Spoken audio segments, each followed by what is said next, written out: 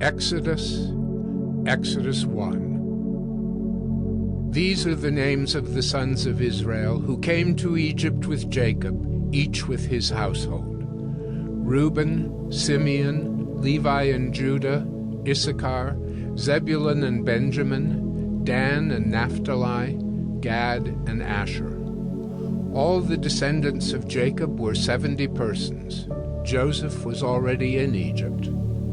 Then Joseph died, and all his brothers and all that generation. But the people of Israel were fruitful and increased greatly. They multiplied and grew exceedingly strong, so that the land was filled with them. Now there arose a new king over Egypt, who did not know Joseph. And he said to his people, "Behold, the people of Israel are too many and too mighty for us. Come, let us deal shrewdly with them, lest they multiply, and, if war breaks out, they join our enemies and fight against us, and escape from the land." Therefore they set taskmasters over them to afflict them with heavy burdens.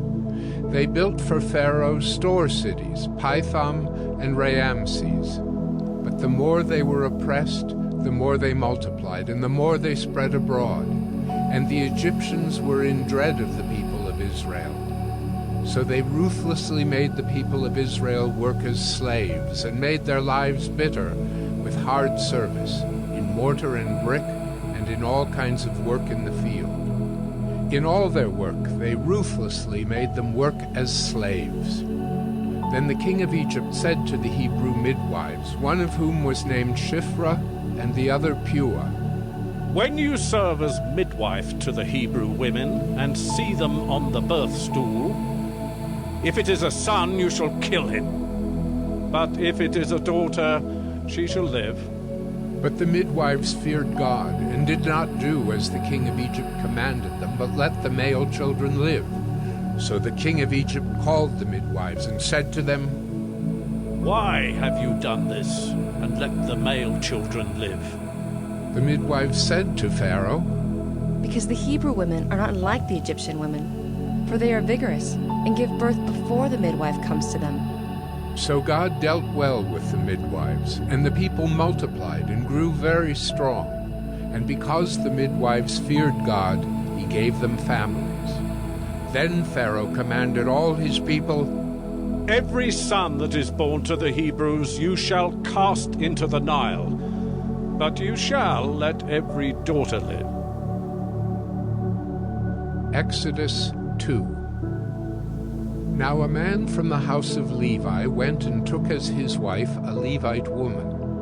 The woman conceived and bore a son, and when she saw that he was a fine child, she hid him 3 months. When she could hide him no longer, she took for him a basket made of bulrushes, and daubed it with bitumen and pitch. She put the child in it, and placed it among the reeds by the riverbank.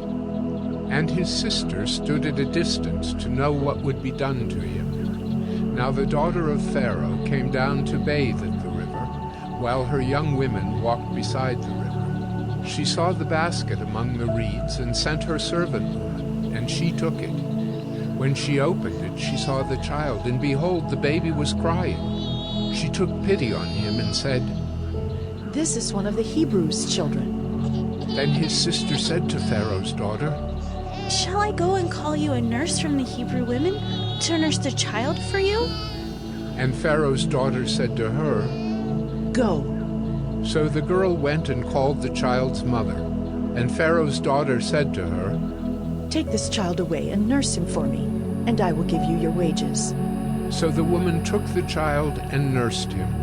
When the child grew up, she brought him to Pharaoh's daughter, and he became her son. She named him Moses. "Because," she said, "I drew him out of the water." One day, when Moses had grown up, he went out to his people and looked on their burdens. And he saw an Egyptian beating a Hebrew, one of his people. He looked this way and that, and seeing no one, he struck down the Egyptian and hid him in the sand. When he went out the next day, behold, 2 Hebrews were struggling together, And he said to the man in the wrong, "Why do you strike your companion?" He answered, Who made you a prince and a judge over us? Do you mean to kill me as you killed the Egyptian? Then Moses was afraid and thought, Surely the thing is known. When Pharaoh heard of it, he sought to kill Moses. But Moses fled from Pharaoh and stayed in the land of Midian, and he sat down by a well.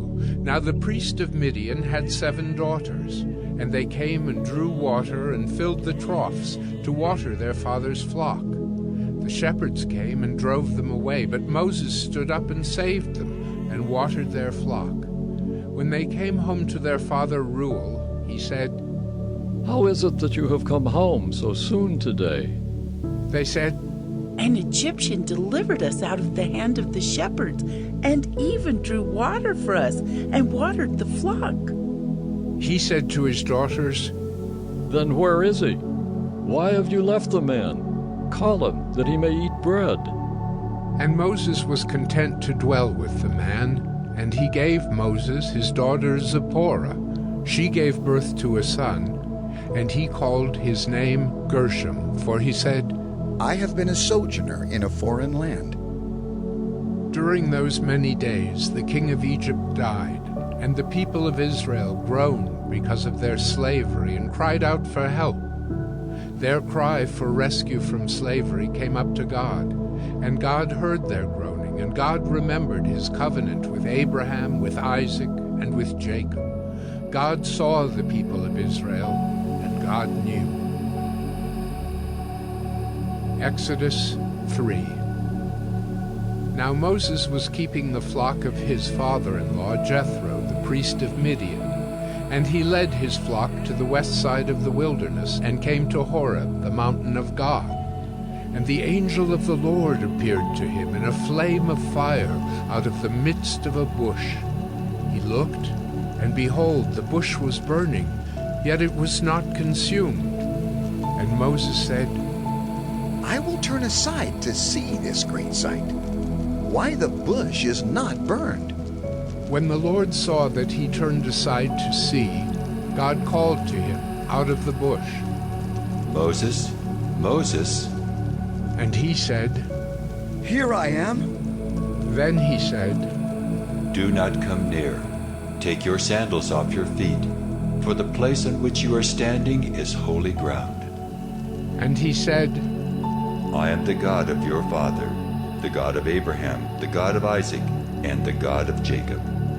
And Moses hid his face, for he was afraid to look at God. Then the Lord said, I have surely seen the affliction of my people who are in Egypt, and have heard their cry because of their taskmasters. I know their sufferings, and I have come down to deliver them out of the hand of the Egyptians, and to bring them up out of that land to a good and broad land, a land flowing with milk and honey, to the place of the Canaanites, the Hittites, the Amorites, the Perizzites, the Hivites, and the Jebusites. And now, behold, the cry of the people of Israel has come to me, and I have also seen the oppression with which the Egyptians oppress them. Come, I will send you to Pharaoh, that you may bring my people, the children of Israel, out of Egypt. But Moses said to God, Who am I that I should go to Pharaoh and bring the children of Israel out of Egypt? He said, But I will be with you, and this shall be the sign for you that I have sent you. When you have brought the people out of Egypt, you shall serve God on this mountain. Then Moses said to God, If I come to the people of Israel and say to them, The God of your fathers has sent me to you, and they ask me, What is his name? What shall I say to them? God said to Moses, I am who I am. And he said, Say this to the people of Israel, I am has sent me to you. God also said to Moses, Say this to the people of Israel, The Lord, the God of your fathers, the God of Abraham, the God of Isaac, and the God of Jacob has sent me to you. This is my name forever, and thus I am to be remembered throughout all generations. Go and gather the elders of Israel together and say to them, The Lord, the God of your fathers, the God of Abraham, of Isaac, and of Jacob, has appeared to me, saying, I have observed you and what has been done to you in Egypt, and I promise that I will bring you up out of the affliction of Egypt to the land of the Canaanites, the Hittites, the Amorites, the Perizzites, the Hivites, and the Jebusites, a land flowing with milk and honey. And they will listen to your voice, and you and the elders of Israel shall go to the king of Egypt and say to him, The Lord, the God of the Hebrews, has met with us. And now, please let us go a 3 days' journey into the wilderness, that we may sacrifice to the Lord our God. But I know that the king of Egypt will not let you go unless compelled by a mighty hand. So I will stretch out my hand and strike Egypt with all the wonders that I will do in it. After that he will let you go. And I will give this people favor in the sight of the Egyptians. And when you go, you shall not go empty. But each woman shall ask of her neighbor and any woman who lives in her house for silver and gold jewelry and for clothing. You shall put them on your sons and on your daughters, so you shall plunder the Egyptians. Exodus 4. Then Moses answered, But behold, they will not believe me or listen to my voice, for they will say, The Lord did not appear to you. The Lord said to him, What is that in your hand? He said, A staff? And he said, Throw it on the ground. So he threw it on the ground, and it became a serpent, and Moses ran from it. But the Lord said to Moses, Put out your hand and catch it by the tail. So he put out his hand and caught it, and it became a staff in his hand. That they may believe that the Lord, the God of their fathers, the God of Abraham, the God of Isaac, and the God of Jacob, has appeared to you. Again the Lord said to him, Put your hand inside your cloak. And he put his hand inside his cloak, and when he took it out, behold, his hand was leprous like snow. Then God said, Put your hand back inside your cloak.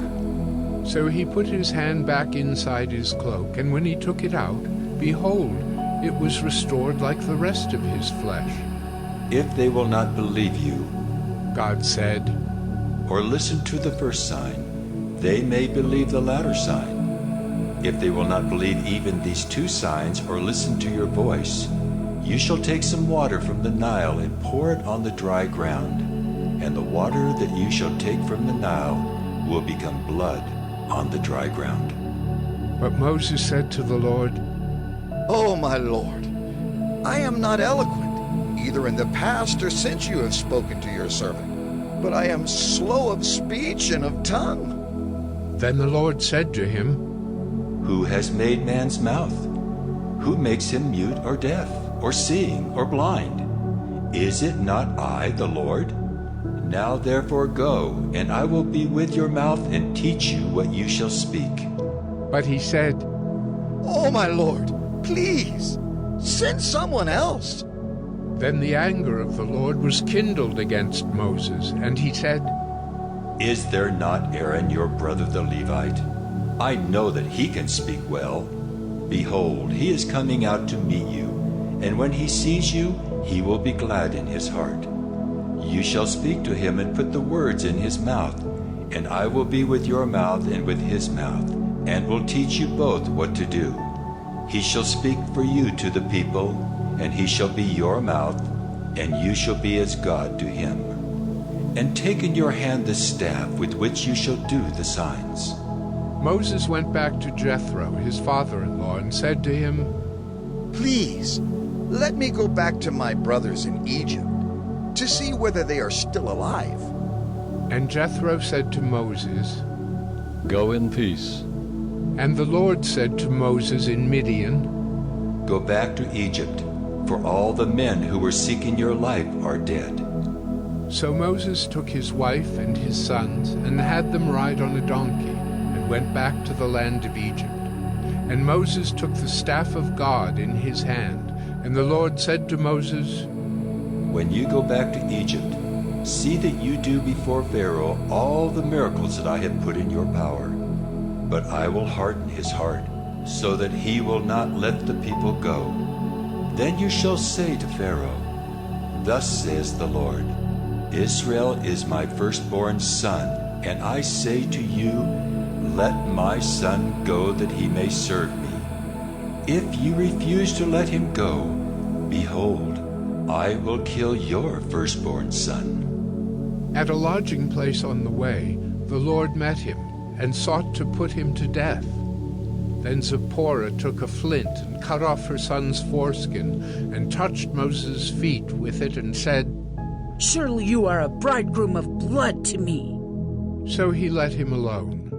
It was then that she said, a bridegroom of blood, because of the circumcision. The Lord said to Aaron, Go into the wilderness to meet Moses. So he went and met him at the mountain of God and kissed him. And Moses told Aaron all the words of the Lord with which he had sent him to speak, and all the signs that he had commanded him to do. Then Moses and Aaron went and gathered together all the elders of the people of Israel. Aaron spoke all the words that the Lord had spoken to Moses, and did the signs in the sight of the people. And the people believed. And when they heard that the Lord had visited the people of Israel, and that he had seen their affliction, they bowed their heads and worshipped. Exodus 5. Afterward Moses and Aaron went and said to Pharaoh, Thus says the Lord, the God of Israel, Let my people go, that they may hold a feast to me in the wilderness. But Pharaoh said, Who is the Lord that I should obey his voice and let Israel go? I do not know the Lord, and moreover, I will not let Israel go. Then they said, The God of the Hebrews has met with us. Please let us go a 3 days' journey into the wilderness, that we may sacrifice to the Lord our God, lest he fall upon us with pestilence or with the sword. But the king of Egypt said to them, Moses and Aaron, why do you take the people away from their work? Get back to your burdens. And Pharaoh said, Behold, the people of the land are now many, and you make them rest from their burdens? The same day Pharaoh commanded the taskmasters of the people and their foremen, You shall no longer give the people straw to make bricks, as in the past. Let them go and gather straw for themselves. But the number of bricks that they made in the past you shall impose on them. You shall by no means reduce it, for they are idle. Therefore they cry, Let us go and offer sacrifice to our God. Let heavier work be laid on the men, that they may labor at it and pay no regard to lying words. So the taskmasters and the foremen of the people went out and said to the people, Thus says Pharaoh, I will not give you straw. Go and get your straw yourselves wherever you can find it, but your work will not be reduced in the least. So the people were scattered throughout all the land of Egypt to gather stubble for straw. The taskmasters were urgent, saying, Complete your work, your daily task each day, as when there was straw. And the foremen of the people of Israel, whom Pharaoh's taskmasters had set over them, were beaten and were asked, Why have you not done all your task of making bricks today and yesterday, as in the past? Then the foreman of the people of Israel came and cried to Pharaoh, Why do you treat your servants like this? No straw is given to your servants, yet they say to us, Make bricks! And behold, your servants are beaten, but the fault is in your own people. But he said, You are idle, you are idle. That is why you say, Let us go and sacrifice to the Lord. Go now and work. No straw will be given you, but you must still deliver the same number of bricks. The foreman of the people of Israel saw that they were in trouble when they said, You shall by no means reduce your number of bricks, your daily task each day. They met Moses and Aaron, who were waiting for them as they came out from Pharaoh, and they said to them, The Lord look on you and judge, because you have made a stink in the sight of Pharaoh and his servants, and have put a sword in their hand to kill us. Then Moses turned to the Lord and said, O Lord, why have you done evil to this people? Why did you ever send me? For since I came to Pharaoh to speak in your name, he has done evil to this people, and you have not delivered your people at all. Exodus 6. But the Lord said to Moses, Now you shall see what I will do to Pharaoh. For with a strong hand he will send them out, and with a strong hand he will drive them out of his land. God spoke to Moses and said to him, I am the Lord. I appeared to Abraham, to Isaac, and to Jacob as God Almighty. But by my name the Lord I did not make myself known to them. I also established my covenant with them to give them the land of Canaan, the land in which they lived as sojourners. Moreover, I have heard the groaning of the people of Israel, whom the Egyptians hold as slaves, and I have remembered my covenant. Say therefore to the people of Israel, I am the Lord, and I will bring you out from under the burdens of the Egyptians, and I will deliver you from slavery to them, and I will redeem you with an outstretched arm and with great acts of judgment. I will take you to be my people, and I will be your God. And you shall know that I am the Lord your God, who has brought you out from under the burdens of the Egyptians. I will bring you into the land that I swore to give to Abraham, to Isaac, and to Jacob. I will give it to you for a possession. I am the Lord. Moses spoke thus to the people of Israel, but they did not listen to Moses because of their broken spirit and harsh slavery. So the Lord said to Moses, Go in, tell Pharaoh, king of Egypt, to let the people of Israel go out of his land. But Moses said to the Lord, Behold, the people of Israel have not listened to me. How then shall Pharaoh listen to me? For I am of uncircumcised lips. But the Lord spoke to Moses and Aaron and gave them a charge about the people of Israel and about Pharaoh, king of Egypt, to bring the people of Israel out of the land of Egypt. These are the heads of their fathers' houses, the sons of Reuben, the firstborn of Israel. Enoch, Palu, Hezron, and Carmi. These are the clans of Reuben. The sons of Simeon. Jemuel, Jamin, Ohad, Jachin, Zohar, and Shaul the son of a Canaanite woman. These are the clans of Simeon. These are the names of the sons of Levi, according to their generations. Gershon, Kohath, and Merari. The years of the life of Levi being 137 years. The sons of Gershon. Libni and Shimei by their clans. The sons of Kohath. Amram, Izhar, Hebron, and Uzziel. The years of the life of Kohath being 133 years.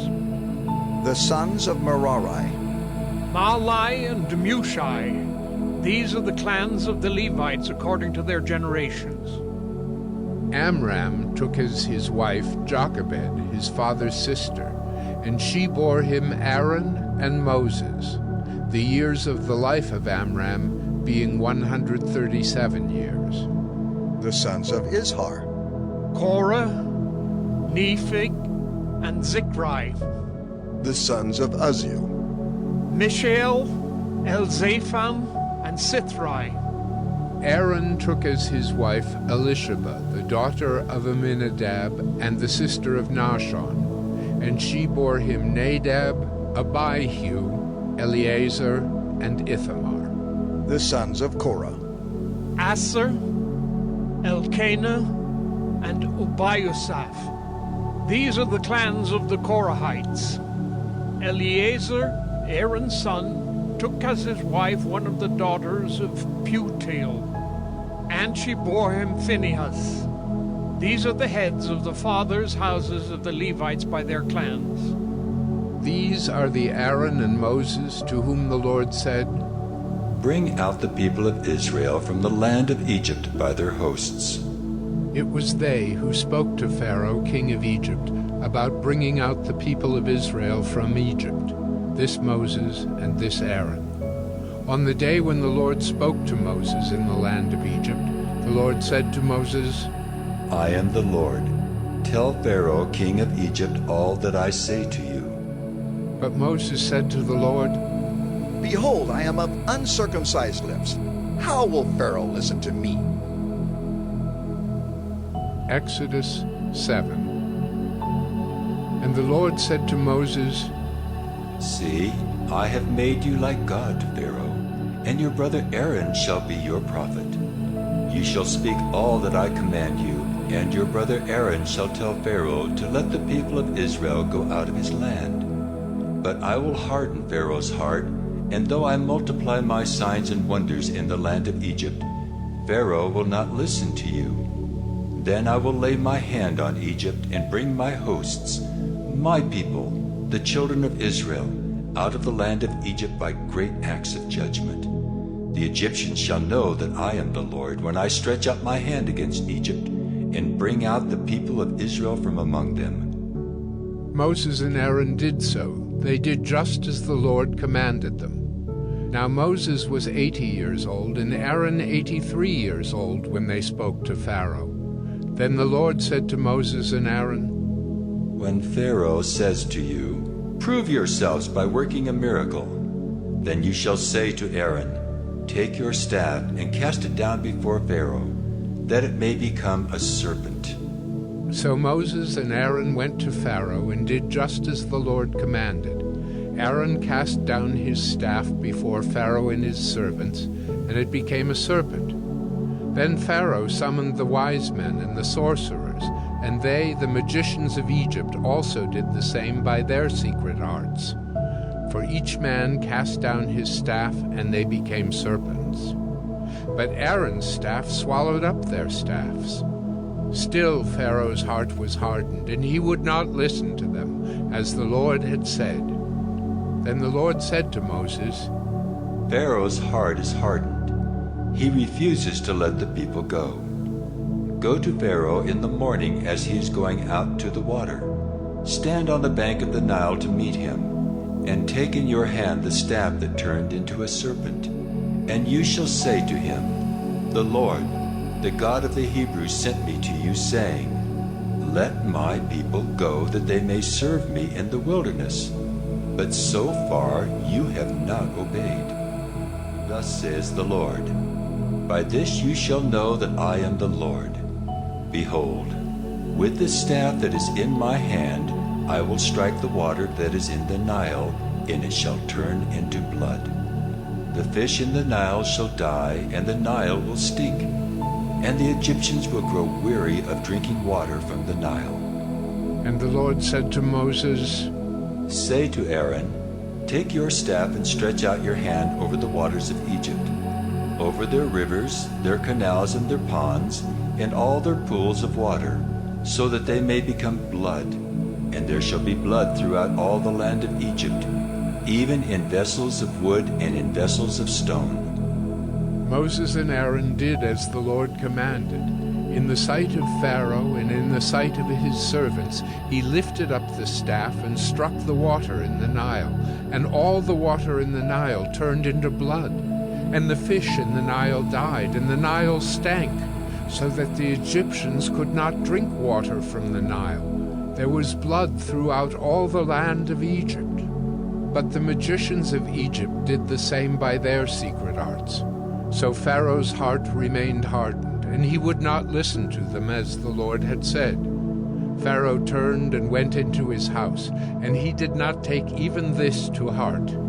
And all the Egyptians dug along the Nile for water to drink, for they could not drink the water of the Nile. 7 full days passed after the Lord had struck the Nile. Exodus 8. Then the Lord said to Moses, Go into Pharaoh and say to him, Thus says the Lord, Let my people go that they may serve me. But if you refuse to let them go, behold, I will plague all your country with frogs. The Nile shall swarm with frogs that shall come up into your house, and into your bedroom, and on your bed, and into the houses of your servants and your people, and into your ovens, and your kneading bowls. The frogs shall come up on you, and on your people, and on all your servants. And the Lord said to Moses, Say to Aaron, Stretch out your hand with your staff over the rivers, over the canals and over the pools, and make frogs come up on the land of Egypt. So Aaron stretched out his hand over the waters of Egypt, and the frogs came up and covered the land of Egypt. But the magicians did the same by their secret arts, and made frogs come up on the land of Egypt. Then Pharaoh called Moses and Aaron and said, Plead with the Lord to take away the frogs from me and from my people, and I will let the people go to sacrifice to the Lord. Moses said to Pharaoh, Be pleased to command me when I am to plead for you, and for your servants, and for your people, that the frogs be cut off from you and your houses, and be left only in the Nile. And he said, Tomorrow. Moses said, Be it as you say, so that you may know that there is no one like the Lord our God. The frogs shall go away from you, and your houses, and your servants, and your people. They shall be left only in the Nile. So Moses and Aaron went out from Pharaoh, and Moses cried to the Lord about the frogs as he had agreed with Pharaoh. And the Lord did according to the word of Moses. The frogs died out in the houses, the courtyards, and the fields. And they gathered them together in heaps, and the land stank.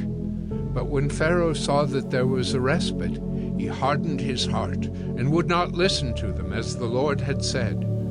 Then the Lord said to Moses, Say to Aaron, Stretch out your staff and strike the dust of the earth, so that it may become gnats in all the land of Egypt. And they did so.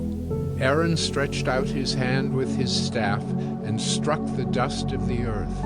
And there were gnats on man and beast. All the dust of the earth became gnats in all the land of Egypt. The magicians tried by their secret arts to produce gnats, but they could not. So there were gnats on man and beast. Then the magicians said to Pharaoh, This is the finger of God. But Pharaoh's heart was hardened, and he would not listen to them, as the Lord had said. Then the Lord said to Moses, Rise up early in the morning, and present yourself to Pharaoh, as he goes out to the water, and say to him, Thus says the Lord, Let my people go that they may serve me. Or else, if you will not let my people go, behold, I will send swarms of flies on you and your servants and your people, and into your houses. And the houses of the Egyptians shall be filled with swarms of flies, and also the ground on which they stand. But on that day I will set apart the land of Goshen where my people dwell, so that no swarms of flies shall be there, that you may know that I am the Lord in the midst of the earth. Thus I will put a division between my people and your people. Tomorrow this sign shall happen. And the Lord did so.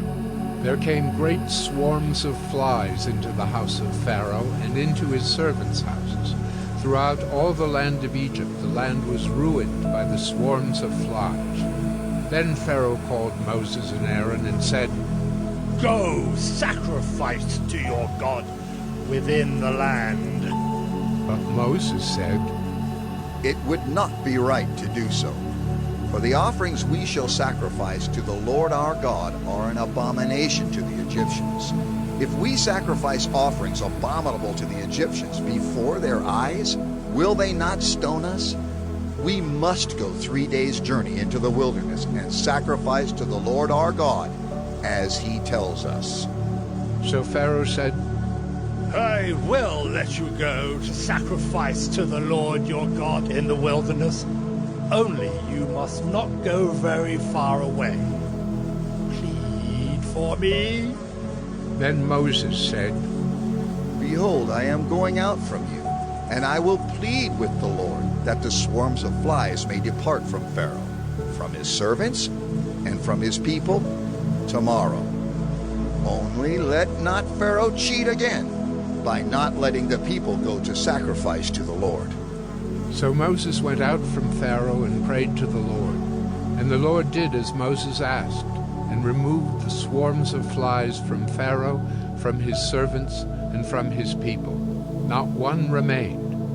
But Pharaoh hardened his heart this time also, and did not let the people go. Exodus 9. Then the Lord said to Moses, "Go into Pharaoh and say to him, 'Thus says the Lord, the God of the Hebrews, let my people go that they may serve me. For if you refuse to let them go and still hold them, behold, the hand of the Lord will fall with a very severe plague upon your livestock that are in the field, the horses, the donkeys, the camels, the herds, and the flocks. But the Lord will make a distinction between the livestock of Israel and the livestock of Egypt, so that nothing of all that belongs to the people of Israel shall die.'"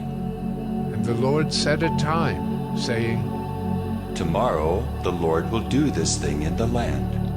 And the next day the Lord did this thing. All the livestock of the Egyptians died, but not one of the livestock of the people of Israel died.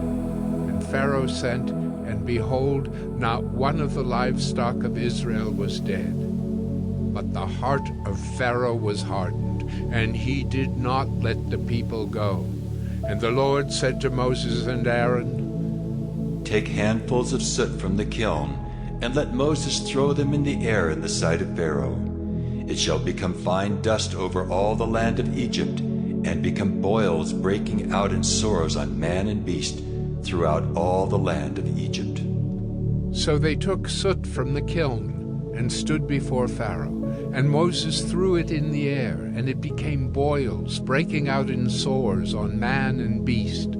And the magicians could not stand before Moses because of the boils, for the boils came upon the magicians and upon all the Egyptians.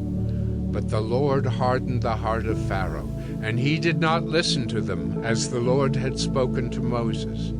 Then the Lord said to Moses, "Rise up early in the morning and present yourself before Pharaoh and say to him, 'Thus says the Lord, the God of the Hebrews, let my people go that they may serve me.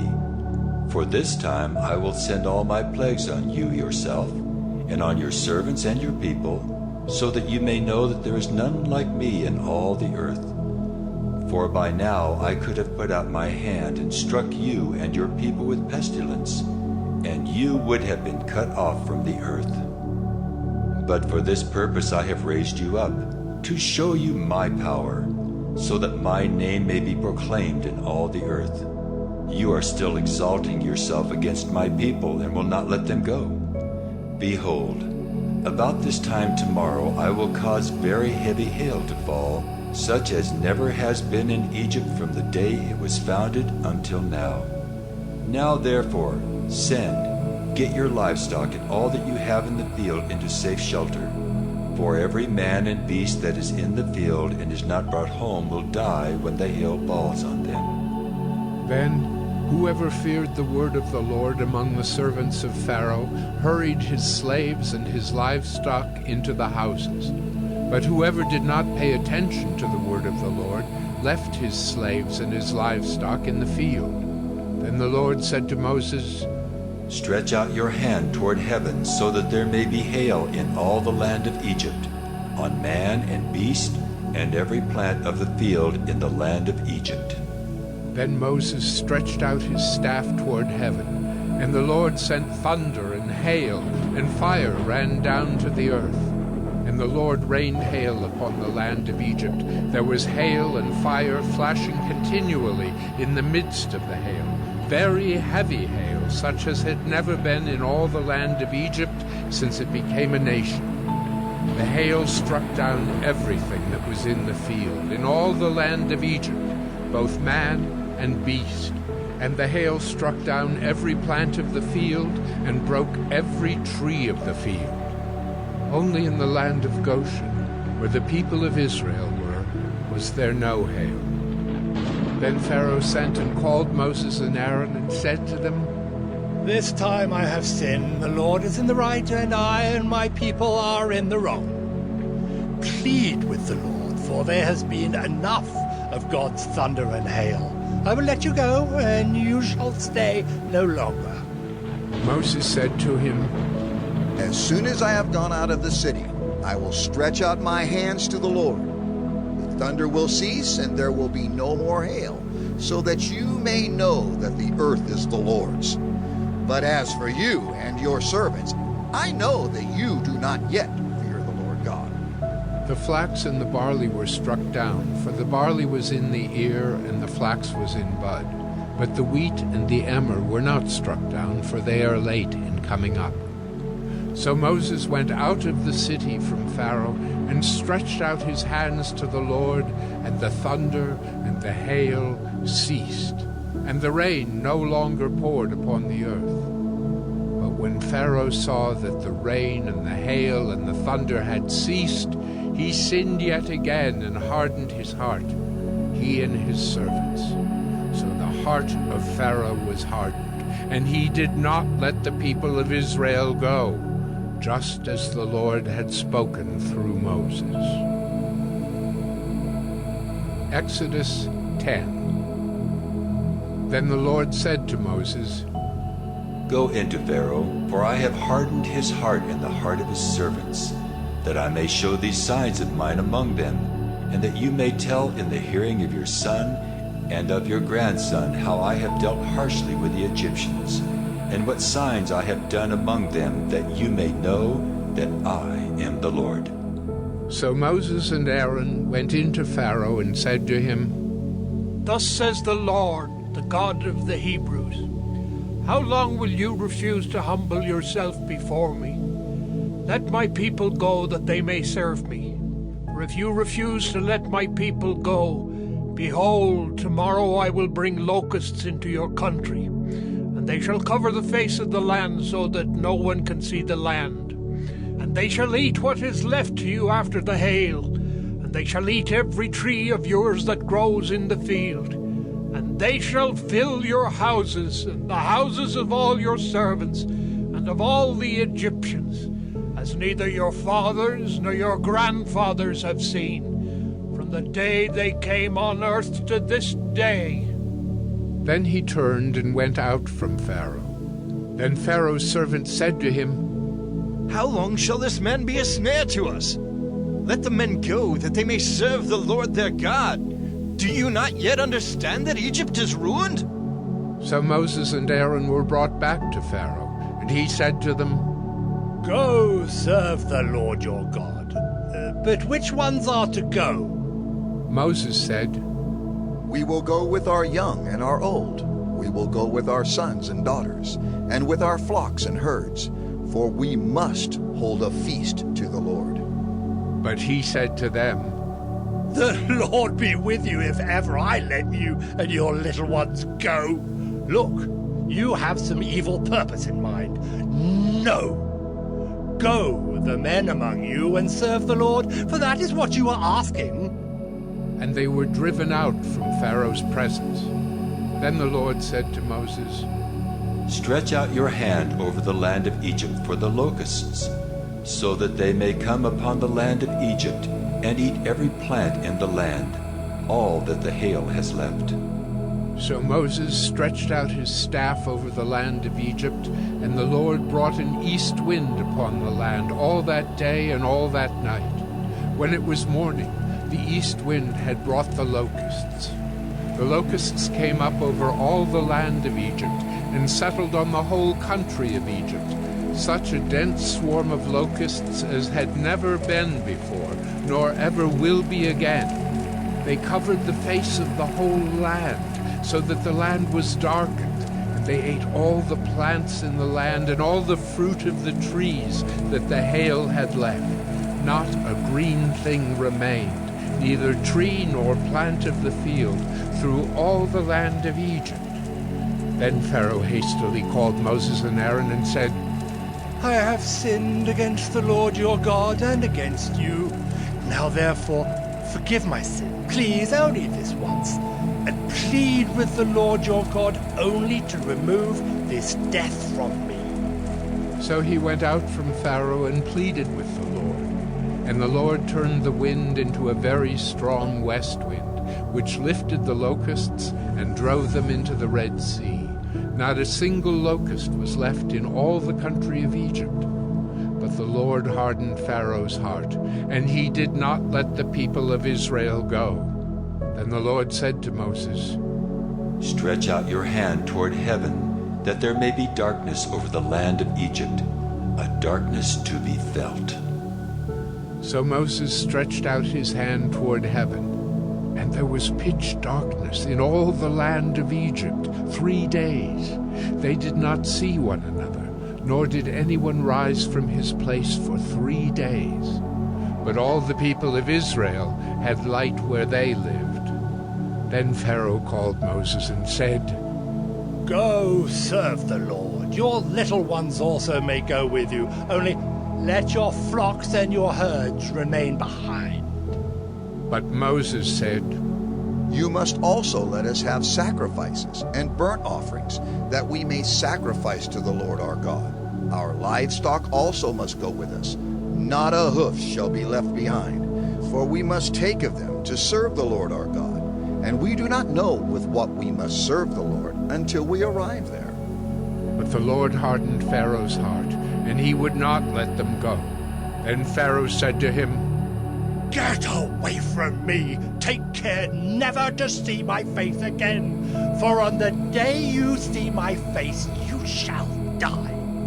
Moses said, As you say, I will not see your face again.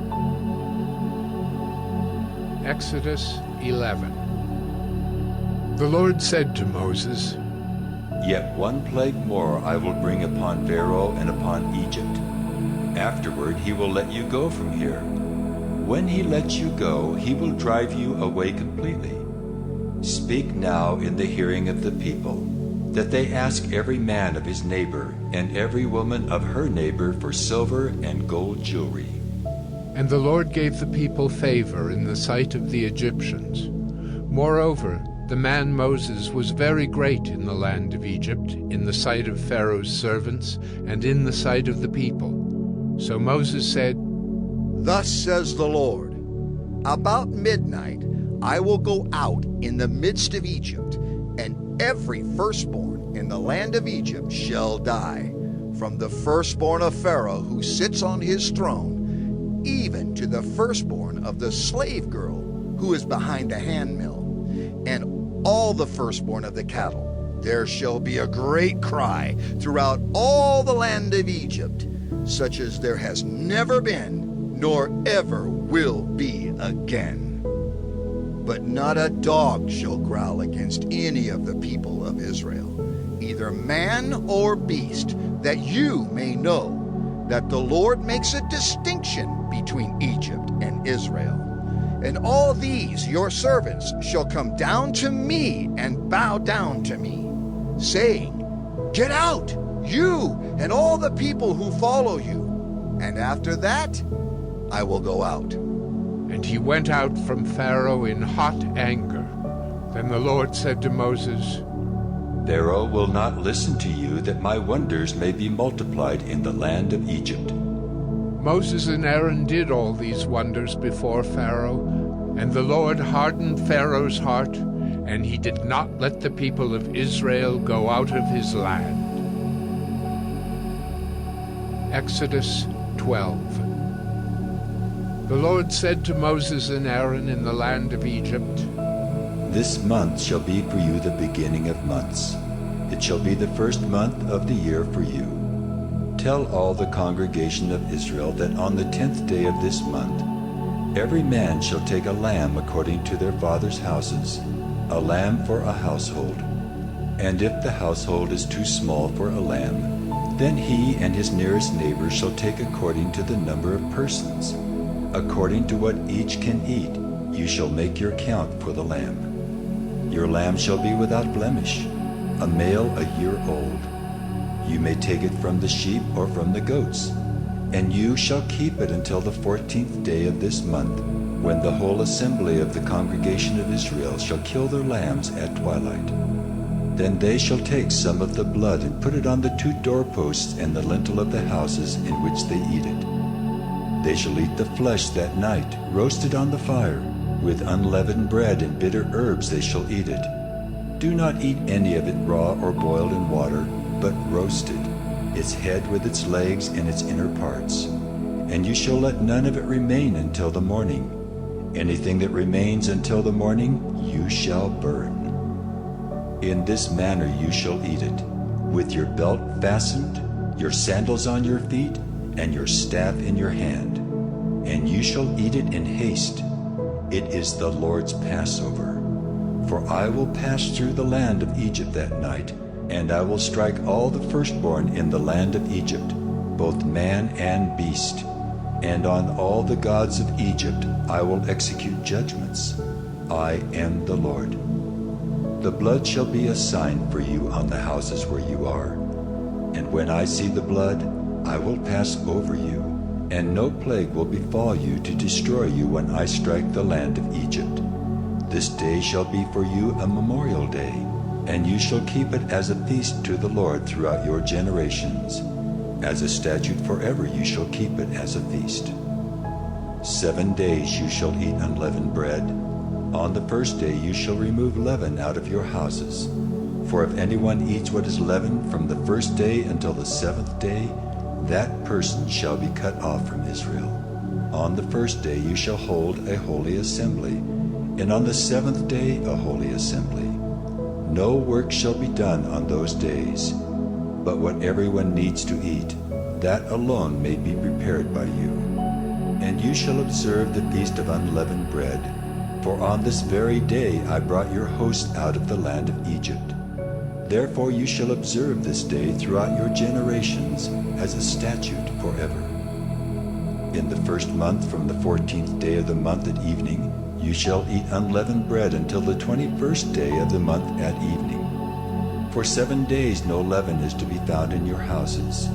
If anyone eats what is leavened, that person will be cut off from the congregation of Israel, whether he is a sojourner or a native of the land. You shall eat nothing leavened. In all your dwelling places you shall eat unleavened bread. Then Moses called all the elders of Israel and said to them, Go and select lambs for yourselves, according to your clans, and kill the Passover lamb. Take a bunch of hyssop and dip it in the blood that is in the basin, and touch the lintel and the 2 doorposts with the blood that is in the basin. None of you shall go out of the door of his house until the morning. For the Lord will pass through to strike the Egyptians, and when he sees the blood on the lintel and on the 2 doorposts, the Lord will pass over the door and will not allow the destroyer to enter your houses to strike you. You shall observe this rite as a statute for you and for your sons forever. And when you come to the land that the Lord will give you, as he has promised, you shall keep this service. And when your children say to you, What do you mean by this service? You shall say, It is the sacrifice of the Lord's Passover, for he passed over the houses of the people of Israel in Egypt, when he struck the Egyptians, but spared our houses. And the people bowed their heads and worshipped. Then the people of Israel went and did so, as the Lord had commanded Moses and Aaron, so they did. At midnight, the Lord struck down all the firstborn in the land of Egypt, from the firstborn of Pharaoh who sat on his throne, the firstborn of the captive who was in the dungeon, and all the firstborn of the livestock. And Pharaoh rose up in the night, he and all his servants and all the Egyptians, and there was a great cry in Egypt, for there was not a house where someone was not dead. Then he summoned Moses and Aaron by night and said, Up, go out from among my people, both you and the people of Israel, and go, serve the Lord as you have said. Take your flocks and your herds as you have said, and be gone, and bless me also. The Egyptians were urgent with the people to send them out of the land in haste, for they said, We shall all be dead. So the people took their dough before it was leavened, their kneading bowls being bound up in their cloaks on their shoulders. The people of Israel had also done as Moses told them, for they had asked the Egyptians for silver and gold jewelry and for clothing. And the Lord had given the people favor in the sight of the Egyptians, so that they let them have what they asked. Thus they plundered the Egyptians, and the people of Israel journeyed from Ramesses to Succoth, about 600,000 men on foot, besides women and children. A mixed multitude also went up with them, and very much livestock, both flocks and herds. And they baked unleavened cakes of the dough that they had brought out of Egypt, for it was not leavened, because they were thrust out of Egypt and could not wait, nor had they prepared any provisions for themselves. The time that the people of Israel lived in Egypt was 430 years. At the end of 430 years, on that very day, all the hosts of the Lord went out from the land of Egypt. It was a night of watching by the Lord, to bring them out of the land of Egypt. So this same night is a night of watching kept to the Lord by all the people of Israel throughout their generations. And the Lord said to Moses and Aaron, This is the statute of the Passover. No foreigner shall eat of it, but every slave that is bought for money may eat of it after you have circumcised him. No foreigner or hired servant may eat of it. It shall be eaten in one house. You shall not take any of the flesh outside the house, and you shall not break any of its bones. All the congregation of Israel shall keep it. If a stranger shall sojourn with you, and would keep the Passover to the Lord, let all his males be circumcised. Then he may come near and keep it. He shall be as a native of the land, but no uncircumcised person shall eat of it. There shall be one law for the native and for the stranger who sojourns among you. All the people of Israel did just as the Lord commanded Moses and Aaron. And on that very day, the Lord brought the people of Israel out of the land of Egypt by their hosts. Exodus 13. The Lord said to Moses, Consecrate to me all the firstborn. Whatever is the first to open the womb among the people of Israel, both of man and of beast, is mine. Then Moses said to the people, Remember this day in which you came out from Egypt, out of the house of slavery. For by a strong hand the Lord brought you out from this place. No leavened bread shall be eaten. Today, in the month of Abib, you are going out. And when the Lord brings you into the land of the Canaanites, the Hittites, the Amorites, the Hivites, and the Jebusites, which he swore to your fathers to give you, a land flowing with milk and honey, you shall keep this service in this month. 7 days you shall eat unleavened bread, and on the 7th day there shall be a feast to the Lord. Unleavened bread shall be eaten for 7 days. No leavened bread shall be seen with you, and no leaven shall be seen with you in all your territory. You shall tell your son on that day, It is because of what the Lord did for me when I came out of Egypt, and it shall be to you as a sign on your hand, and as a memorial between your eyes, that the law of the Lord may be in your mouth. For with a strong hand the Lord has brought you out of Egypt. You shall therefore keep this statute at its appointed time from year to year. When the Lord brings you into the land of the Canaanites, as he swore to you and your fathers, and shall give it to you, you shall set apart to the Lord all that first opens the womb. All the firstborn of your animals that are males shall be the Lord's. Every firstborn of a donkey you shall redeem with a lamb. Or if you will not redeem it, you shall break its neck. Every firstborn of man among your sons you shall redeem. And when in time to come your son asks you, "What does this mean?" you shall say to him, "By a strong hand the Lord brought us out of Egypt from the house of slavery." For when Pharaoh stubbornly refused to let us go, the Lord killed all the firstborn in the land of Egypt, both the firstborn of man and the firstborn of animals. Therefore I sacrificed to the Lord all the males that first opened the womb, but all the firstborn of my sons I redeem. It shall be as a mark on your hand or frontlets between your eyes. For by a strong hand the Lord brought us out of Egypt. When Pharaoh let the people go, God did not lead them by way of the land of the Philistines, although that was near. For God said, "Lest the people change their minds when they see war and return to Egypt." But God led the people around by the way of the wilderness toward the Red Sea, and the people of Israel went up out of the land of Egypt equipped for battle. Moses took the bones of Joseph with him, for Joseph had made the sons of Israel solemnly swear, saying, "God will surely visit you, and you shall carry up my bones with you from here." And they moved on from Succoth and encamped at Etham, on the edge of the wilderness. And the Lord went before them by day in a pillar of cloud to lead them along the way, and by night in a pillar of fire to give them light, that they might travel by day and by night. The pillar of cloud by day and the pillar of fire by night did not depart from before the people. Exodus 14.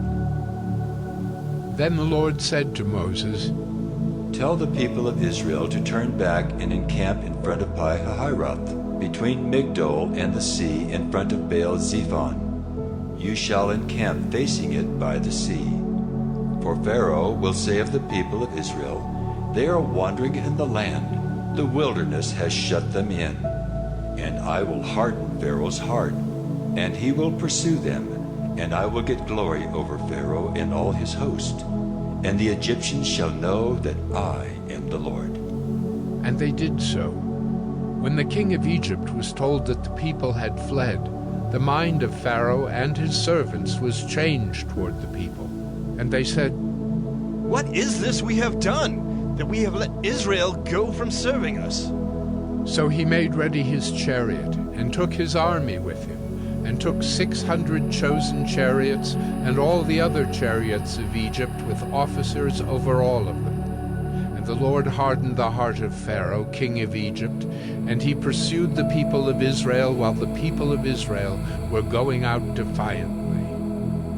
The Egyptians pursued them, all Pharaoh's horses and chariots and his horsemen and his army, and overtook them, and camped at the sea by Pi-hahiroth, in front of Baal-zephon.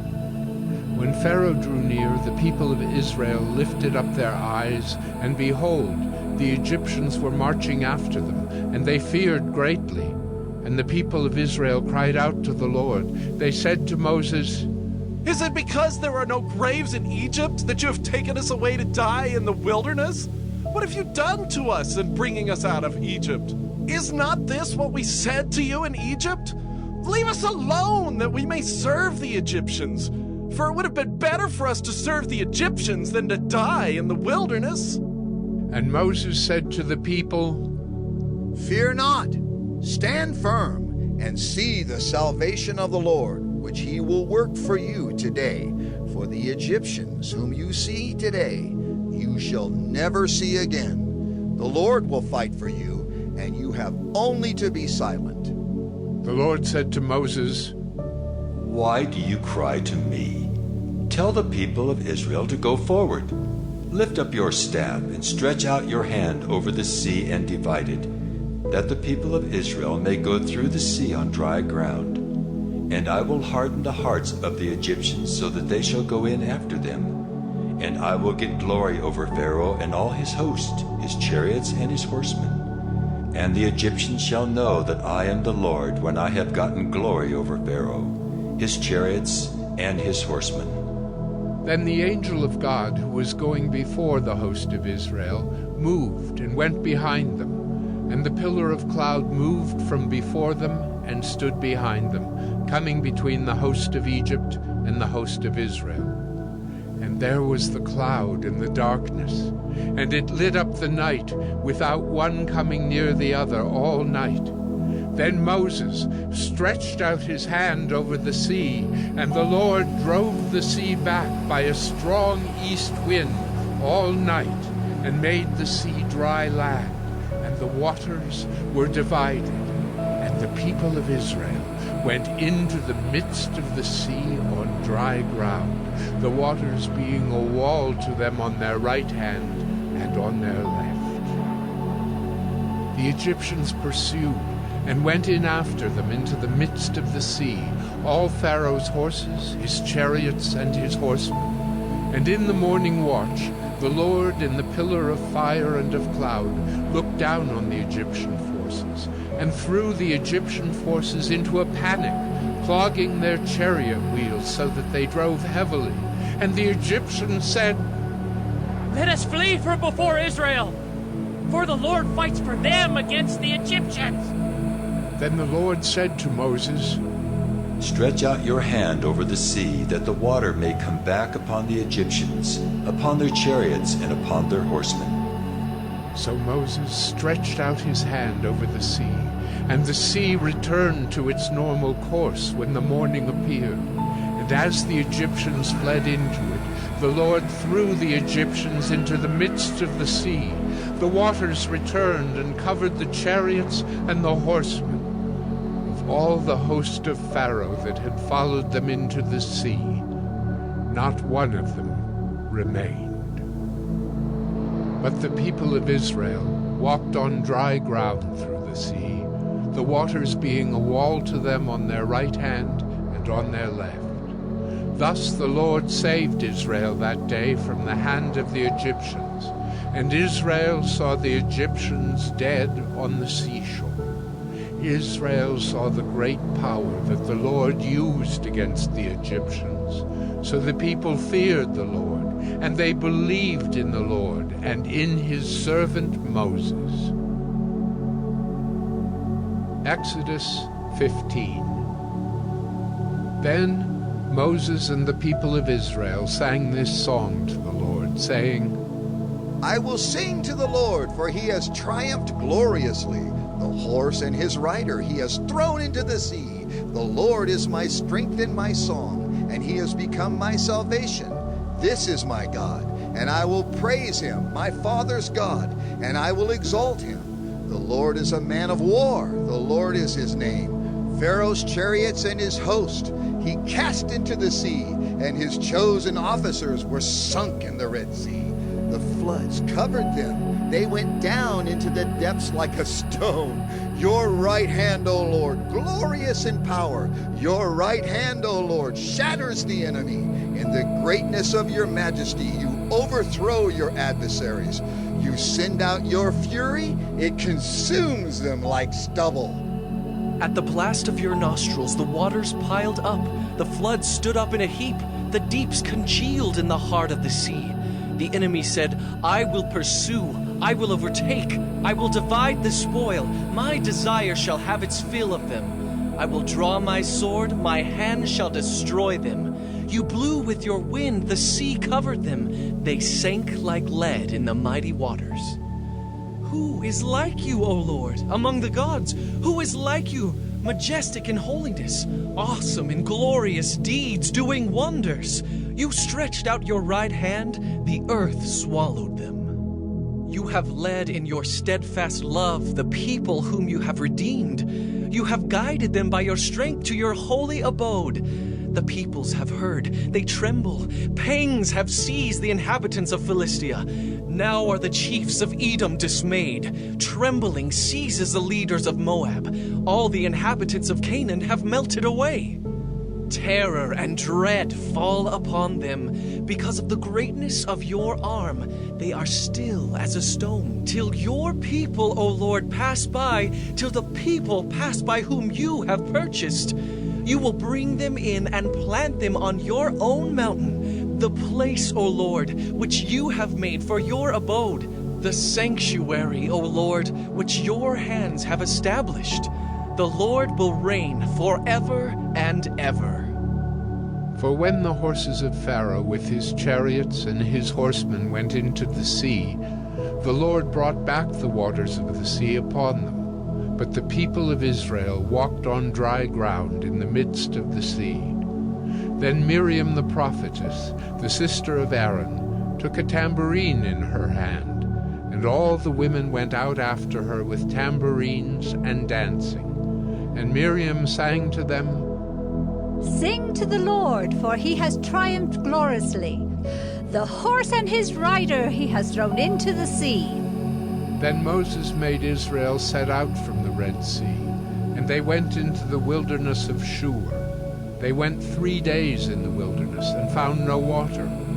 When they came to Marah, they could not drink the water of Marah because it was bitter. Therefore it was named Marah. And the people grumbled against Moses, saying, "What shall we drink?" And he cried to the Lord, and the Lord showed him a log, and he threw it into the water, and the water became sweet. There the Lord made for them a statute and a rule, and there he tested them, saying, If you will diligently listen to the voice of the Lord your God, and do that which is right in his eyes, and give ear to his commandments, and keep all his statutes, I will put none of the diseases on you that I put on the Egyptians, for I am the Lord your healer. Then they came to Elim, where there were 12 springs of water and 70 palm trees, and they encamped there by the water. Exodus 16. They set out from Elim, and all the congregation of the people of Israel came to the wilderness of Sin, which is between Elim and Sinai, on the 15th day of the 2nd month after they had departed from the land of Egypt. And the whole congregation of the people of Israel grumbled against Moses and Aaron in the wilderness. And the people of Israel said to them, "Would that we had died by the hand of the Lord in the land of Egypt, when we sat by the meat pots and ate bread to the full. For you have brought us out into this wilderness to kill this whole assembly with hunger."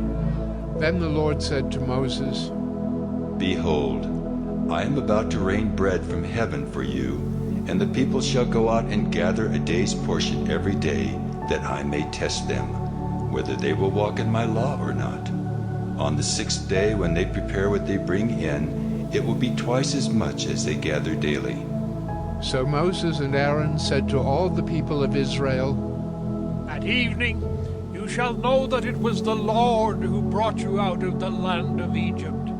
And in the morning you shall see the glory of the Lord, because he has heard your grumbling against the Lord.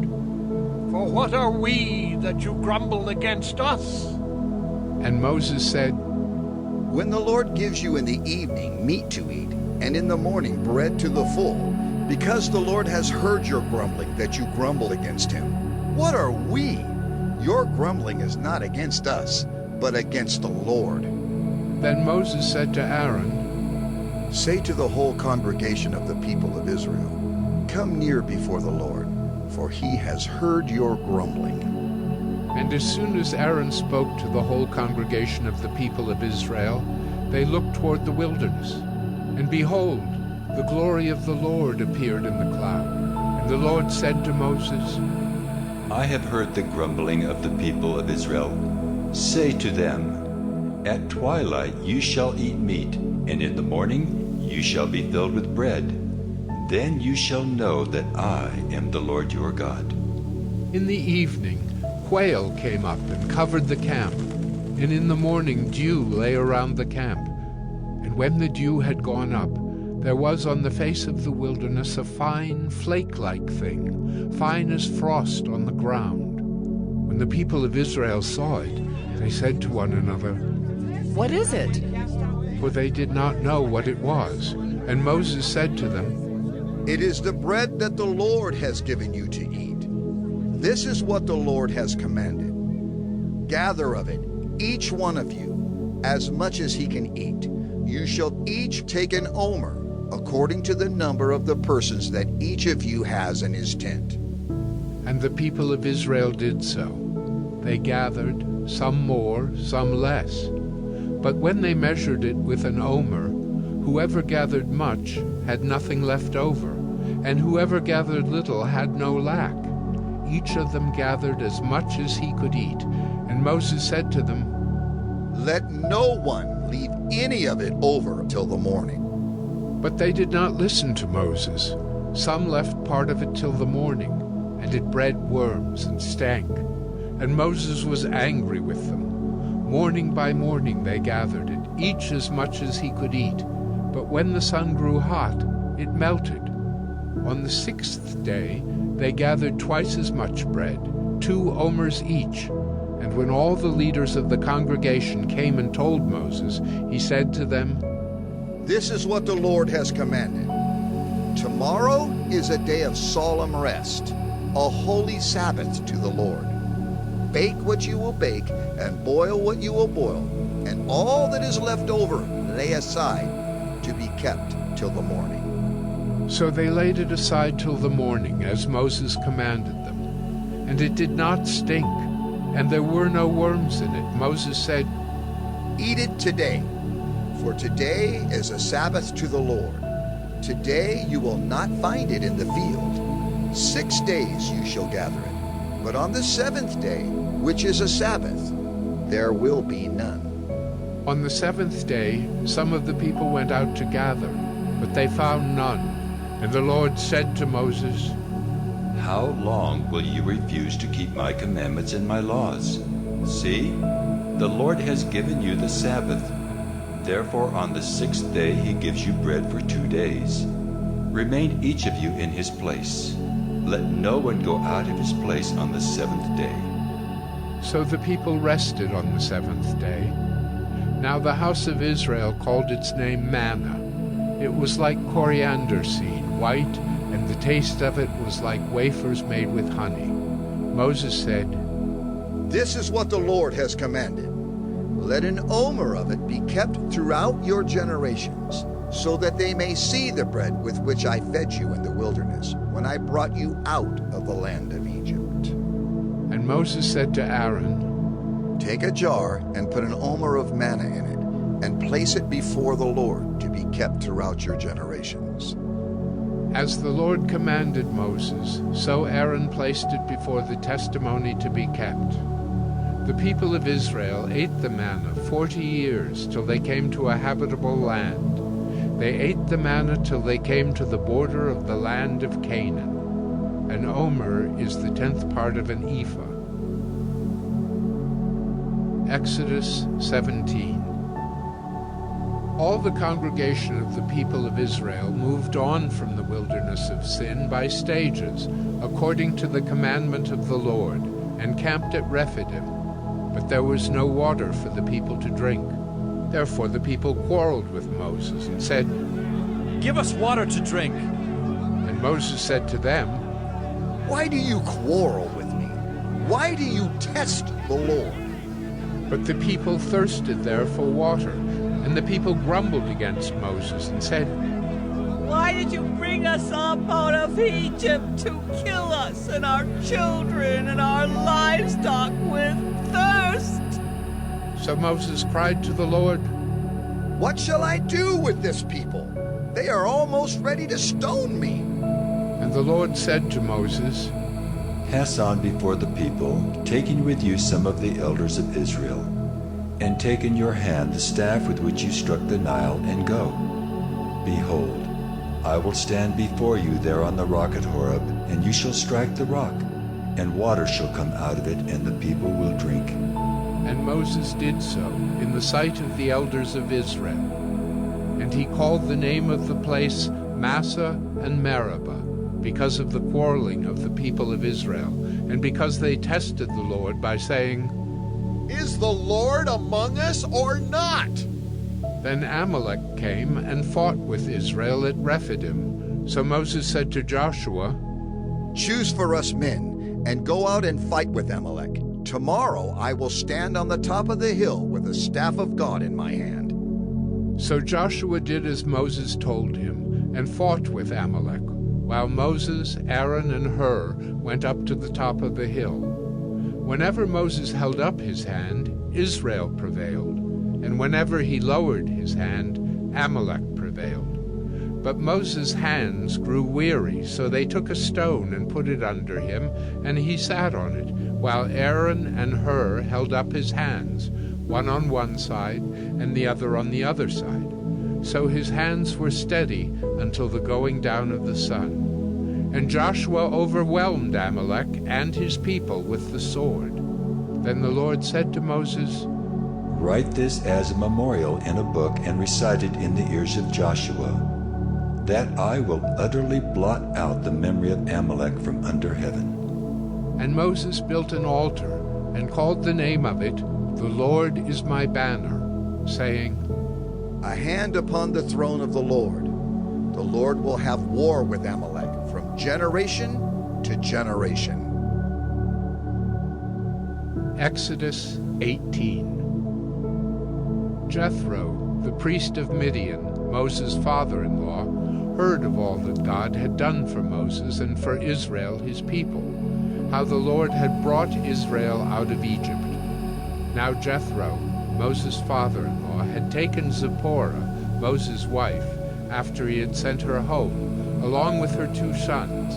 The name of the one was Gershom, for he said, I have been a sojourner in a foreign land. And the name of the other, Eliezer, for he said, The God of my father was my help, and delivered me from the sword of Pharaoh. Jethro, Moses' father-in-law, came with his sons and his wife to Moses in the wilderness, where he was encamped at the mountain of God. And when he sent word to Moses, I, your father-in-law Jethro, am coming to you with your wife and her 2 sons with her. Moses went out to meet his father-in-law, and bowed down and kissed him. And they asked each other of their welfare, and went into the tent. Then Moses told his father-in-law all that the Lord had done to Pharaoh and to the Egyptians for Israel's sake, all the hardship that had come upon them in the way, and how the Lord had delivered them. And Jethro rejoiced for all the good that the Lord had done to Israel, in that he had delivered them out of the hand of the Egyptians. Jethro said, Blessed be the Lord, who has delivered you out of the hand of the Egyptians and out of the hand of Pharaoh, and has delivered the people from under the hand of the Egyptians. Now I know that the Lord is greater than all gods, because in this affair they dealt arrogantly with the people. And Jethro, Moses' father-in-law, brought a burnt offering and sacrifices to God. And Aaron came with all the elders of Israel to eat bread with Moses' father-in-law before God. The next day Moses sat to judge the people, and the people stood around Moses from morning till evening. When Moses' father-in-law saw all that he was doing for the people, he said, What is this that you are doing for the people? Why do you sit alone, and all the people stand around you from morning till evening? And Moses said to his father-in-law, Because the people come to me to inquire of God. When they have a dispute, they come to me, and I decide between one person and another, and I make them know the statutes of God and his laws. Moses' father-in-law said to him, What you are doing is not good. You and the people with you will certainly wear yourselves out, for the thing is too heavy for you. You are not able to do it alone. Now obey my voice. I will give you advice, and God be with you. You shall represent the people before God and bring their cases to God. And you shall warn them about the statutes and the laws, and make them know the way in which they must walk and what they must do. Moreover, look for able men from all the people, men who fear God, who are trustworthy and hate a bribe, and place such men over the people as chiefs of thousands, of hundreds, of fifties, and of tens, and let them judge the people at all times. Every great matter they shall bring to you, but any small matter they shall decide themselves. So it will be easier for you, and they will bear the burden with you. If you do this, God will direct you. You will be able to endure, and all this people also will go to their place in peace. So Moses listened to the voice of his father-in-law and did all that he had said. Moses chose able men out of all Israel and made them heads over the people, chiefs of thousands, of hundreds, of fifties, and of tens. And they judged the people at all times. Any hard case they brought to Moses, but any small matter they decided themselves. Then Moses let his father-in-law depart, and he went away to his own country. Exodus 19. On the third new moon, after the people of Israel had gone out of the land of Egypt, on that day they came into the wilderness of Sinai. They set out from Rephidim and came into the wilderness of Sinai, and they encamped in the wilderness. There Israel encamped before the mountain, while Moses went up to God. The Lord called to him out of the mountain, saying, Thus you shall say to the house of Jacob, and tell the people of Israel, You yourselves have seen what I did to the Egyptians, and how I bore you on eagle's wings, and brought you to myself. Now, therefore, if you will indeed obey my voice and keep my covenant, you shall be my treasured possession among all peoples. For all the earth is mine, and you shall be to me a kingdom of priests and a holy nation. These are the words that you shall speak to the people of Israel. So Moses came and called the elders of the people, and set before them all these words that the Lord had commanded him. All the people answered together and said, All that the Lord has spoken we will do. And Moses reported the words of the people to the Lord. And the Lord said to Moses, Behold, I am coming to you in a thick cloud, that the people may hear when I speak with you, and may also believe you forever. When Moses told the words of the people to the Lord said to Moses, Go to the people and consecrate them today and tomorrow, and let them wash their garments and be ready for the third day.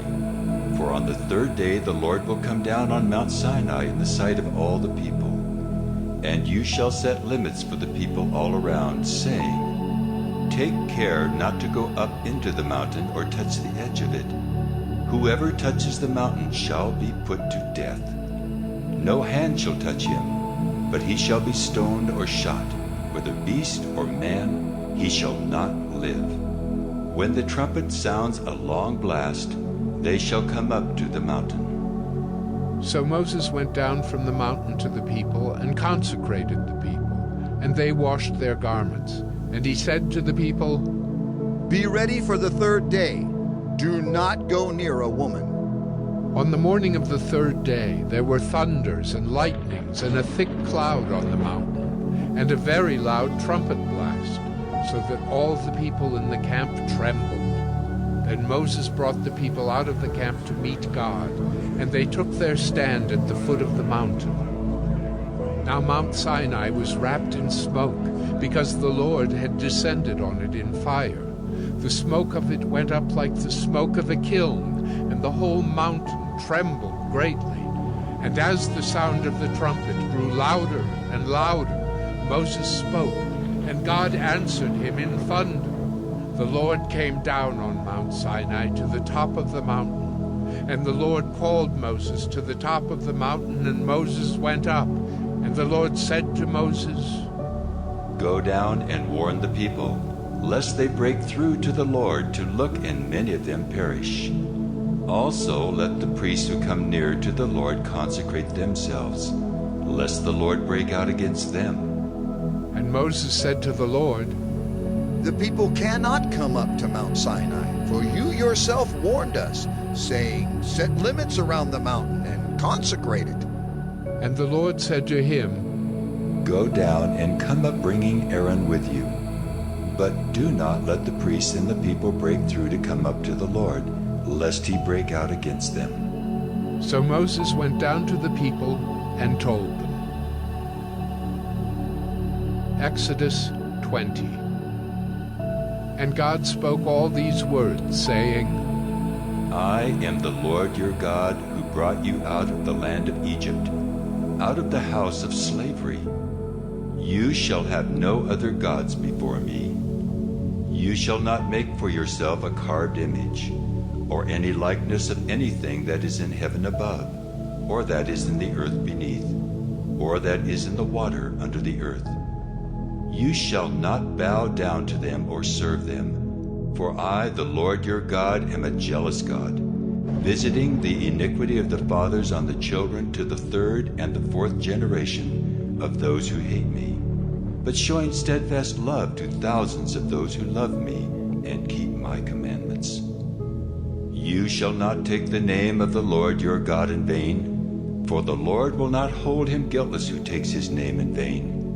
Remember the Sabbath day to keep it holy. 6 days you shall labor and do all your work, but the seventh day is a Sabbath to the Lord your God. On it you shall not do any work, you or your son or your daughter, your male servant or your female servant, or your livestock, or the sojourner who is within your gates. For in 6 days the Lord made heaven and earth, the sea, and all that is in them, and rested on the seventh day. Therefore the Lord blessed the Sabbath day and made it holy. Honor your father and your mother, that your days may be long in the land that the Lord your God is giving you. You shall not murder. You shall not commit adultery. You shall not steal. You shall not bear false witness against your neighbor. You shall not covet your neighbor's house. You shall not covet your neighbor's wife, or his male servant, or his female servant, or his ox, or his donkey, or anything that is your neighbor's. Now when all the people saw the thunder and the flashes of lightning and the sound of the trumpet and the mountain smoking, the people were afraid and trembled. And they stood far off and said to Moses, You speak to us, and we will listen, but do not let God speak to us, lest we die. Moses said to the people, Do not fear, for God has come to test you, that the fear of him may be before you, that you may not sin. The people stood far off, while Moses drew near to the thick darkness where God was. And the Lord said to Moses, Thus you shall say to the people of Israel, You have seen for yourselves that I have talked with you from heaven. You shall not make gods of silver to be with me, nor shall you make for yourselves gods of gold. An altar of earth you shall make for me, and sacrifice on it your burnt offerings and your peace offerings, your sheep and your oxen. In every place where I cause my name to be remembered, I will come to you and bless you. If you make me an altar of stone, you shall not build it of hewn stones. For if you wield your tool on it, you profane it. And you shall not go up by steps to my altar, that your nakedness be not exposed on it. Exodus 21. Now these are the rules that you shall set before them. When you buy a Hebrew slave, he shall serve 6 years, and in the 7th he shall go out free for nothing. If he comes in single, he shall go out single. If he comes in married, then his wife shall go out with him. If his master gives him a wife, and she bears him sons or daughters, the wife and her children shall be her master's, and he shall go out alone. But if the slave plainly says, I love my master, my wife, and my children, I will not go out free, Then his master shall bring him to God, and he shall bring him to the door or the doorpost, and his master shall bore his ear through with an awl, and he shall be his slave forever.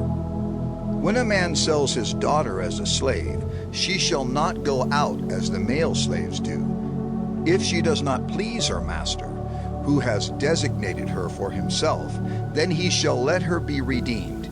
He shall have no right to sell her to a foreign people, since he has broken faith with her. If he designates her for his son, he shall deal with her as with a daughter. If he takes another wife to himself, he shall not diminish her food, her clothing, or her marital rights. And if he does not do these three things for her, she shall go out for nothing, without payment of money.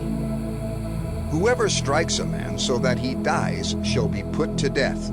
But if he did not lie in wait for him, but God let him fall into his hand, then I will appoint for you a place to which he may flee. But if a man willfully attacks another to kill him by cunning, you shall take him from my altar, that he may die. Whoever strikes his father or his mother shall be put to death. Whoever steals a man and sells him, and anyone found in possession of him, shall be put to death. Whoever curses his father or his mother shall be put to death. When men quarrel, and one strikes the other with a stone or with his fist, and the man does not die but takes to his bed, then if the man rises again and walks outdoors with his staff, he who struck him shall be clear. Only he shall pay for the loss of his time, and shall have him thoroughly healed. When a man strikes his slave, male or female, with a rod, and the slave dies under his hand, he shall be avenged. But if the slave survives a day or two, he is not to be avenged, for the slave is his money. When men strive together and hit a pregnant woman, so that her children come out, but there is no harm, the one who hit her shall surely be fined, as the woman's husband shall impose on him, and he shall pay as the judges determine. But if there is harm, then you shall pay life for life, eye for eye, tooth for tooth, hand for hand, foot for foot, burn for burn, wound for wound, stripe for stripe. When a man strikes the eye of his slave, male or female, and destroys it, he shall let the slave go free because of his eye. If he knocks out the tooth of his slave, male or female, he shall let the slave go free because of his tooth. When an ox gores a man or a woman to death, the ox shall be stoned, and its flesh shall not be eaten. But the owner of the ox shall not be liable. But if the ox has been accustomed to gore in the past, and its owner has been warned but has not kept it in, and it kills a man or a woman, the ox shall be stoned, and its owner also shall be put to death. If a ransom is imposed on him, then he shall give for the redemption of his life whatever is imposed on him. If it gores a man's son or daughter, he shall be dealt with according to this same rule. If the ox gores a slave, male or female, the owner shall give to their master 30 shekels of silver, and the ox shall be stoned. When a man opens a pit, or when a man digs a pit, and does not cover it, and an ox or a donkey falls into it, the owner of the pit shall make restoration. He shall give money to its owner, and the dead beast shall be his. When one man's ox butts another's, so that it dies, then they shall sell the live ox and share its price, and the dead beast also they shall share. Or if it is known that the ox has been accustomed to gore in the past, and its owner has not kept it in, he shall repay ox for ox, and the dead beast shall be his. Exodus 22. If a man steals an ox or a sheep and kills it or sells it, he shall repay 5 oxen for an ox, and 4 sheep for a sheep. If a thief is found breaking in and is struck so that he dies, there shall be no blood guilt for him. But if the sun has risen on him, there shall be blood guilt for him. He shall surely pay. If he has nothing, then he shall be sold for his theft. If the stolen beast is found alive in his possession, whether it is an ox or a donkey or a sheep, he shall pay double. If a man causes a field or vineyard to be grazed over, or lets his beast loose and it feeds in another man's field, he shall make restitution from the best in his own field and in his own vineyard. If fire breaks out and catches in thorns so that the stacked grain or the standing grain or the field is consumed, he who started the fire shall make full restitution.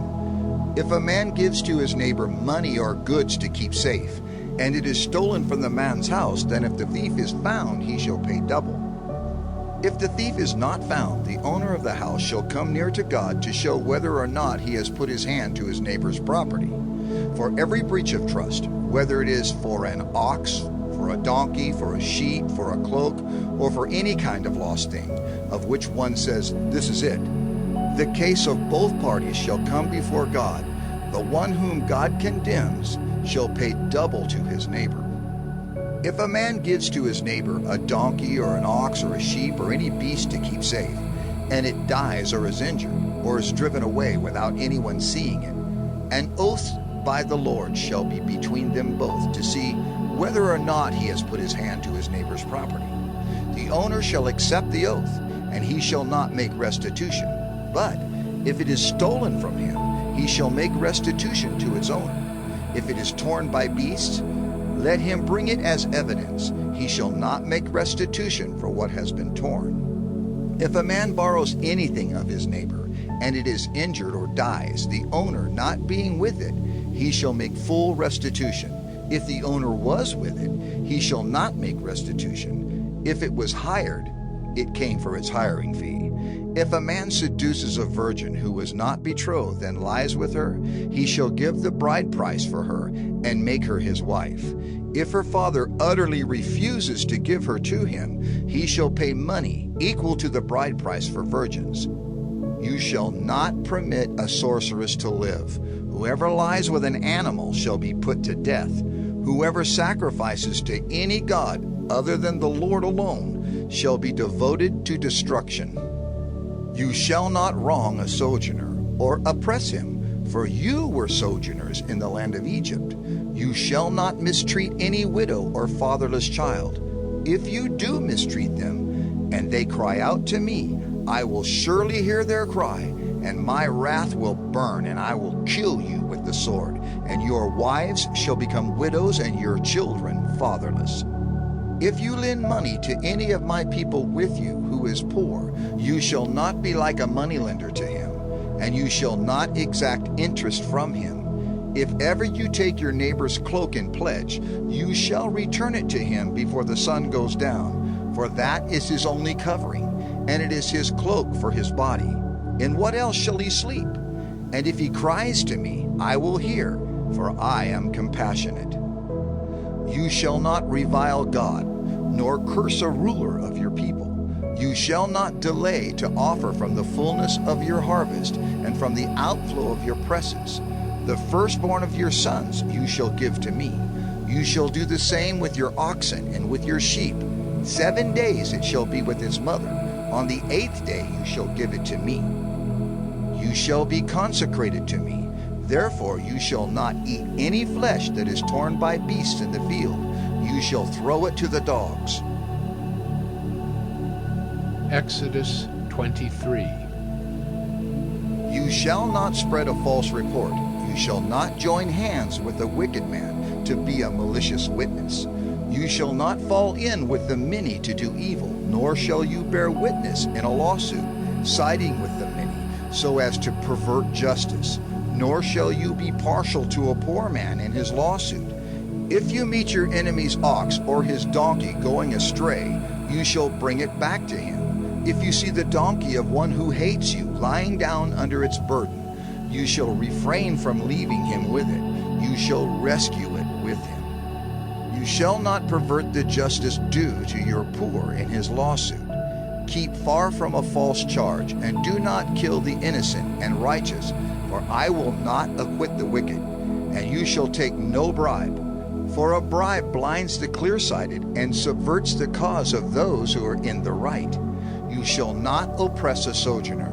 You know the heart of a sojourner, for you were sojourners in the land of Egypt. For 6 years you shall sow your land and gather in its yield. But the 7th year you shall let it rest and lie fallow, that the poor of your people may eat, and what they leave the beast of the field may eat. You shall do likewise with your vineyard and with your olive orchard. 6 days you shall do your work, but on the 7th day you shall rest, that your ox and your donkey may have rest, and the son of your servant woman and the alien may be refreshed. Pay attention to all that I have said to you, and make no mention of the names of other gods, nor let it be heard on your lips. 3 times in the year you shall keep a feast to me. You shall keep the feast of unleavened bread. As I commanded you, you shall eat unleavened bread for 7 days at the appointed time in the month of Abib. For in it you came out of Egypt. None shall appear before me empty-handed.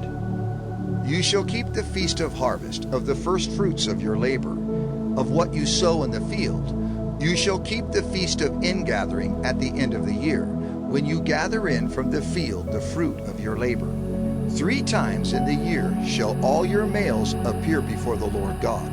You shall not offer the blood of my sacrifice with anything leavened, or let the fat of my feast remain until the morning. The best of the first fruits of your ground you shall bring into the house of the Lord your God. You shall not boil a young goat in its mother's milk. Behold, I send an angel before you to guard you on the way and to bring you to the place that I have prepared. Pay careful attention to him and obey his voice. Do not rebel against him, for he will not pardon your transgression, for my name is in him. But if you carefully obey his voice and do all that I say, then I will be an enemy to your enemies and an adversary to your adversaries. When my angel goes before you and brings you to the Amorites, and the Hittites, and the Perizzites, and the Canaanites, the Hivites, and the Jebusites, and I blot them out, you shall not bow down to their gods nor serve them, nor do as they do, but you shall utterly overthrow them and break their pillars in pieces. You shall serve the Lord your God, and he will bless your bread and your water. And I will take sickness away from among you. None shall miscarry or be barren in your land. I will fulfill the number of your days. I will send my terror before you, and will throw into confusion all the people against whom you shall come. And I will make all your enemies turn their backs to you. And I will send hornets before you, which shall drive out the Hivites, the Canaanites, and the Hittites from before you. I will not drive them out from before you in 1 year, lest the land become desolate and the wild beasts multiply against you. Little by little I will drive them out from before you until you have increased and possessed the land. And I will set your border from the Red Sea to the Sea of the Philistines, and from the wilderness to the Euphrates. For I will give the inhabitants of the land into your hand, and you shall drive them out before you. You shall make no covenant with them and their gods. They shall not dwell in your land, lest they make you sin against me. For if you serve their gods, it will surely be a snare to you. Exodus 24. Then he said to Moses, Come up to the Lord, you and Aaron, Nadab and Abihu, and 70 of the elders of Israel, and worship from afar. Moses alone shall come near to the Lord, but the others shall not come near, and the people shall not come up with him. Moses came and told the people all the words of the Lord and all the rules. And all the people answered with one voice and said, All the words that the Lord has spoken we will do. And Moses wrote down all the words of the Lord. He rose early in the morning and built an altar at the foot of the mountain, and 12 pillars according to the 12 tribes of Israel. And he sent young men of the people of Israel, who offered burnt offerings and sacrificed peace offerings of oxen to the Lord. And Moses took half of the blood and put it in basins, and half of the blood he threw against the altar. Then he took the book of the covenant and read it in the hearing of the people. And they said, "All that the Lord has spoken we will do, and we will be obedient." And Moses took the blood and threw it on the people and said, "Behold, the blood of the covenant that the Lord has made with you, in accordance with all these words." Then Moses and Aaron, Nadab and Abihu, and 70 of the elders of Israel went up, and they saw the God of Israel. There was under his feet, as it were, a pavement of sapphire stone, like the very heaven for clearness. And he did not lay his hand on the chief men of the people of Israel. They beheld God, and ate and drank. The Lord said to Moses, "Come up to me on the mountain, and wait there, that I may give you the tablets of stone, with the law and the commandment, which I have written for their instruction." So Moses rose with his assistant Joshua, and Moses went up into the mountain of God. And he said to the elders, "Wait here for us until we return to you. And behold, Aaron and Hur are with you. Whoever has a dispute, let him go to them." Then Moses went up on the mountain, and the cloud covered the mountain. The glory of the Lord dwelt on Mount Sinai, and the cloud covered it 6 days. And on the 7th day he called to Moses out of the midst of the cloud. Now the appearance of the glory of the Lord was like a devouring fire on the top of the mountain, in the sight of the people of Israel. Moses entered the cloud, and went up on the mountain. And Moses was on the mountain 40 days and 40 nights. Exodus 25. The Lord said to Moses, "Speak to the people of Israel that they take for me a contribution. From every man whose heart moves him, you shall receive the contribution for me.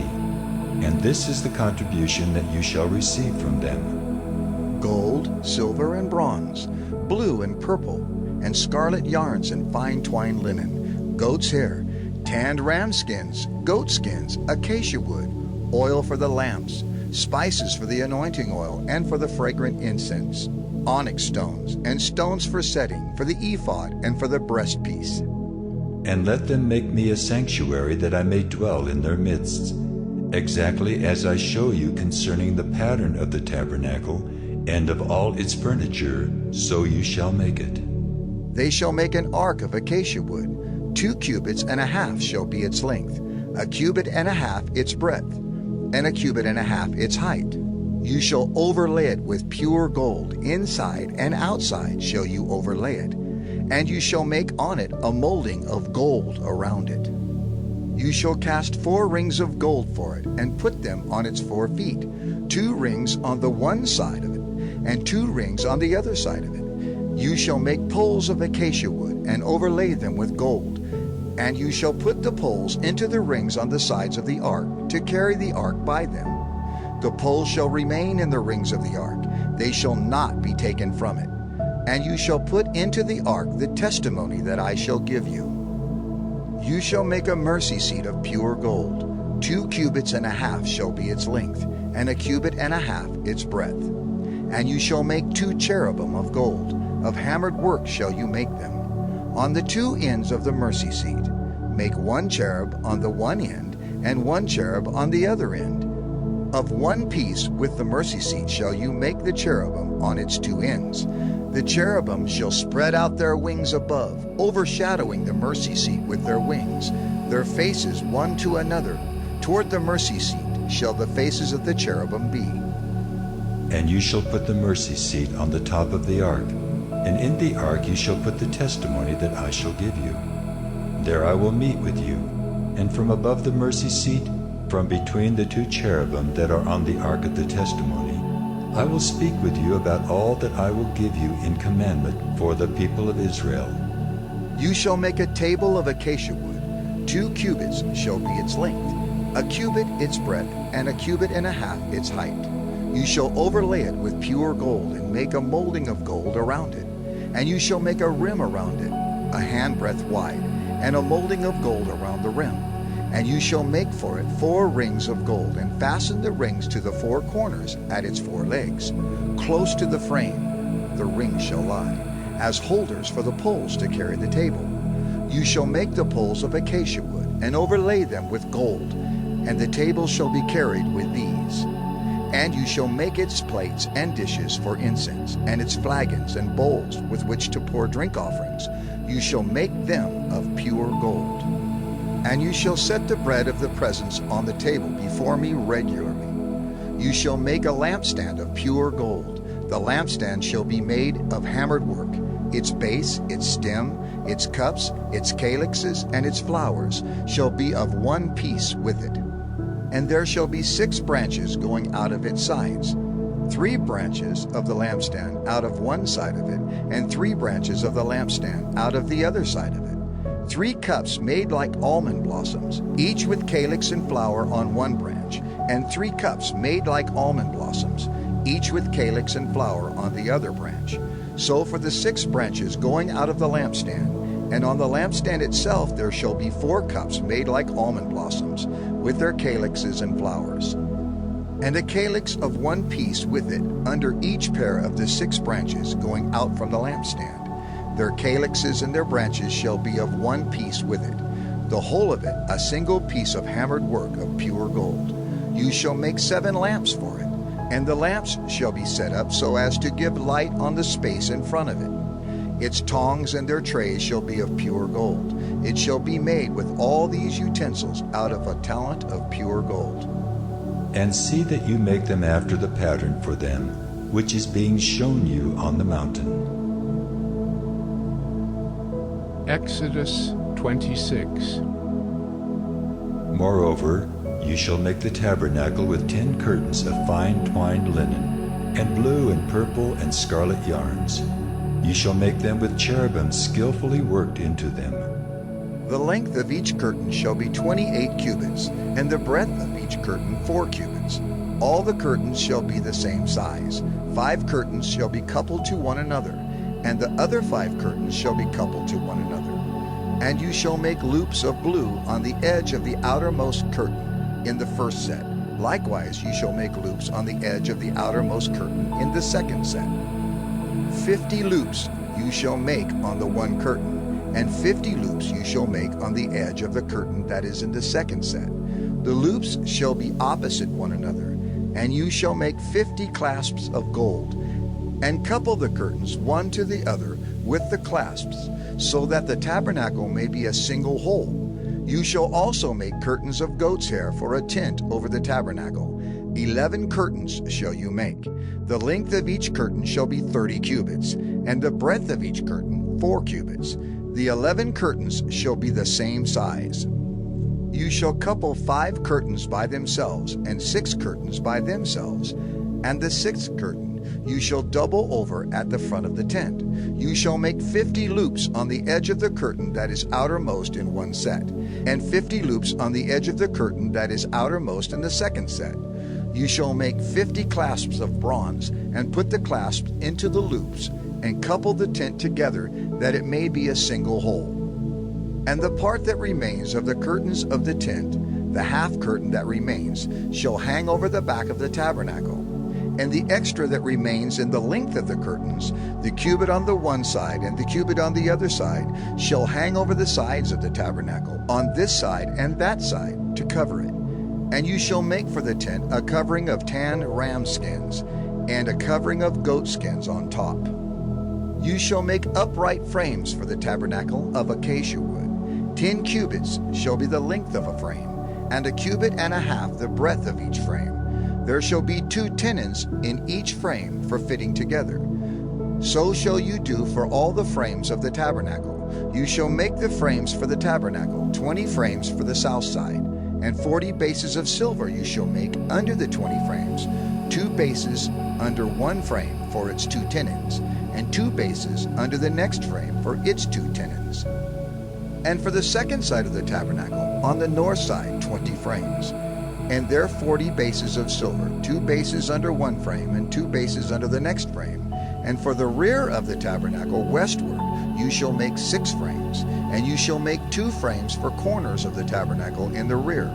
They shall be separate beneath, but joined at the top, at the first ring. Thus shall it be with both of them. They shall form the 2 corners. And there shall be 8 frames with their bases of silver, 16 bases, 2 bases under one frame, and 2 bases under another frame. You shall make bars of acacia wood, 5 for the frames of the one side of the tabernacle, and 5 bars for the frames of the other side of the tabernacle, and 5 bars for the frames of the side of the tabernacle at the rear westward. The middle bar, halfway up the frames, shall run from end to end. You shall overlay the frames with gold, and shall make their rings of gold, for holders for the bars, and you shall overlay the bars with gold. Then you shall erect the tabernacle according to the plan for it that you were shown on the mountain. And you shall make a veil of blue and purple and scarlet yarns and fine twined linen. It shall be made with cherubim, skillfully worked into it. And you shall hang it on 4 pillars of acacia, overlaid with gold, with hooks of gold, on 4 bases of silver. And you shall hang the veil from the clasps, and bring the ark of the testimony in there within the veil. And the veil shall separate for you the holy place from the most holy. You shall put the mercy seat on the ark of the testimony in the most holy place. And you shall set the table outside the veil, and the lampstand on the south side of the tabernacle opposite the table. And you shall put the table on the north side. You shall make a screen for the entrance of the tent, of blue and purple and scarlet yarns and fine twined linen, embroidered with needlework. And you shall make for the screen 5 pillars of acacia, and overlay them with gold. Their hooks shall be of gold, and you shall cast 5 bases of bronze for them. Exodus 27. You shall make the altar of acacia wood, 5 cubits long and 5 cubits broad. The altar shall be square, and its height shall be 3 cubits. And you shall make horns for it on its 4 corners. Its horns shall be of one piece with it, and you shall overlay it with bronze. You shall make pots for it to receive its ashes, and shovels and basins, and forks and fire pans. You shall make all its utensils of bronze.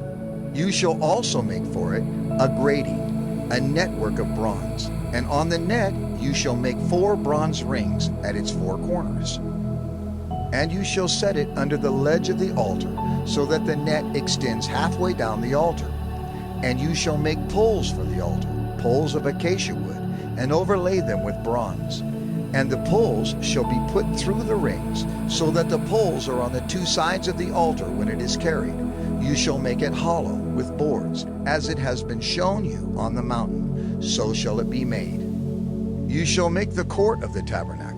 On the south side the court shall have hangings of fine twined linen, 100 cubits long for one side. Its 20 pillars and their 20 bases shall be of bronze, but the hooks of the pillars and their fillets shall be of silver. And likewise for its length on the north side there shall be hangings, 100 cubits long, its pillars 20, and their bases 20, of bronze. But the hooks of the pillars and their fillets shall be of silver. And for the breadth of the court on the west side there shall be hangings for 50 cubits, with 10 pillars and 10 bases. The breadth of the court on the front to the east shall be 50 cubits. The hangings for the one side of the gate shall be 15 cubits, with their 3 pillars and 3 bases. On the other side the hangings shall be 15 cubits, with their 3 pillars and 3 bases. For the gate of the court there shall be a screen 20 cubits long, of blue and purple and scarlet yarns and fine twined linen, embroidered with needlework. It shall have 4 pillars, and with them 4 bases. All the pillars around the court shall be filleted with silver. Their hooks shall be of silver, and their bases of bronze. The length of the court shall be 100 cubits, the breadth 50, and the height 5 cubits, with hangings of fine twined linen and bases of bronze. All the utensils of the tabernacle for every use, and all its pegs and all the pegs of the court shall be of bronze. You shall command the people of Israel that they bring to you pure beaten olive oil for the light, that a lamp may regularly be set up to burn. In the tent of meeting, Outside the veil that is before the testimony, Aaron and his sons shall tend it from evening to morning before the Lord. It shall be a statute forever to be observed throughout their generations by the people of Israel. Exodus 28. Then bring near to you Aaron your brother and his sons with him, from among the people of Israel to serve me as priests. Aaron and Aaron's sons, Nadab and Abihu, Eleazar and Ithamar. And you shall make holy garments for Aaron your brother, for glory and for beauty. You shall speak to all the skillful whom I have filled with the spirit of skill, that they make Aaron's garments to consecrate him for my priesthood. These are the garments that they shall make: a breastpiece, an ephod, a robe, a coat of checkerwork, a turban, and a sash. They shall make holy garments for Aaron your brother and his sons to serve me as priests.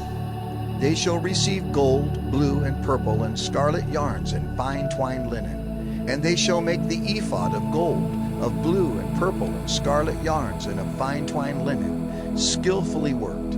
It shall have 2 shoulder pieces attached to its 2 edges, so that it may be joined together. And the skillfully woven band on it shall be made like it, and be of one piece with it, of gold, blue, and purple, and scarlet yarns, and fine twined linen. You shall take 2 onyx stones, and engrave on them the names of the sons of Israel, 6 of their names on the one stone, and the names of the remaining 6 on the other stone, in the order of their birth. As a jeweler engraves signets, so shall you engrave the 2 stones with the names of the sons of Israel. You shall enclose them in settings of gold filigree, and you shall set the 2 stones on the shoulder pieces of the ephod as stones of remembrance for the sons of Israel. And Aaron shall bear their names before the Lord on his 2 shoulders for remembrance.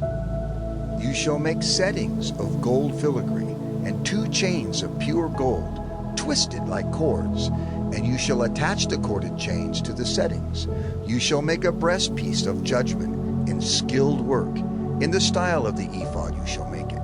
Of gold, blue, and purple, and scarlet yarns, and fine twined linen shall you make it. It shall be square and doubled, a span its length, and a span its breadth. You shall set in it 4 rows of stones. A row of sardius, topaz, and carbuncle shall be the first row, and the second row an emerald, a sapphire, and a diamond, and the third row a jacinth, an agate, and an amethyst, and the 4th row a beryl, an onyx, and a jasper. They shall be set in gold filigree. There shall be 12 stones with their names according to the names of the sons of Israel. They shall be like signets, each engraved with its name for the 12 tribes. You shall make for the breastpiece twisted chains like cords of pure gold. And you shall make for the breastpiece 2 rings of gold, and put the 2 rings on the 2 edges of the breastpiece. And you shall put the 2 cords of gold in the 2 rings at the edges of the breastpiece. The 2 ends of the 2 cords you shall attach to the 2 settings of filigree, and so attach it in front to the shoulder pieces of the ephod. You shall make 2 rings of gold, and put them at the 2 ends of the breastpiece, on its inside edge, next to the ephod. And you shall make 2 rings of gold, and attach them in front to the lower part of the 2 shoulder pieces of the ephod, at its seam above the skillfully woven band of the ephod. And they shall bind the breastpiece by its rings to the rings of the ephod, with a lace of blue, so that it may lie on the skillfully woven band of the ephod, so that the breastpiece shall not come loose from the ephod. So Aaron shall bear the names of the sons of Israel in the breastpiece of judgment on his heart, when he goes into the holy place, to bring them to regular remembrance before the Lord. And in the breastpiece of judgment you shall put the Urim and the Thummim, and they shall be on Aaron's heart when he goes in before the Lord. Thus Aaron shall bear the judgment of the people of Israel on his heart before the Lord regularly.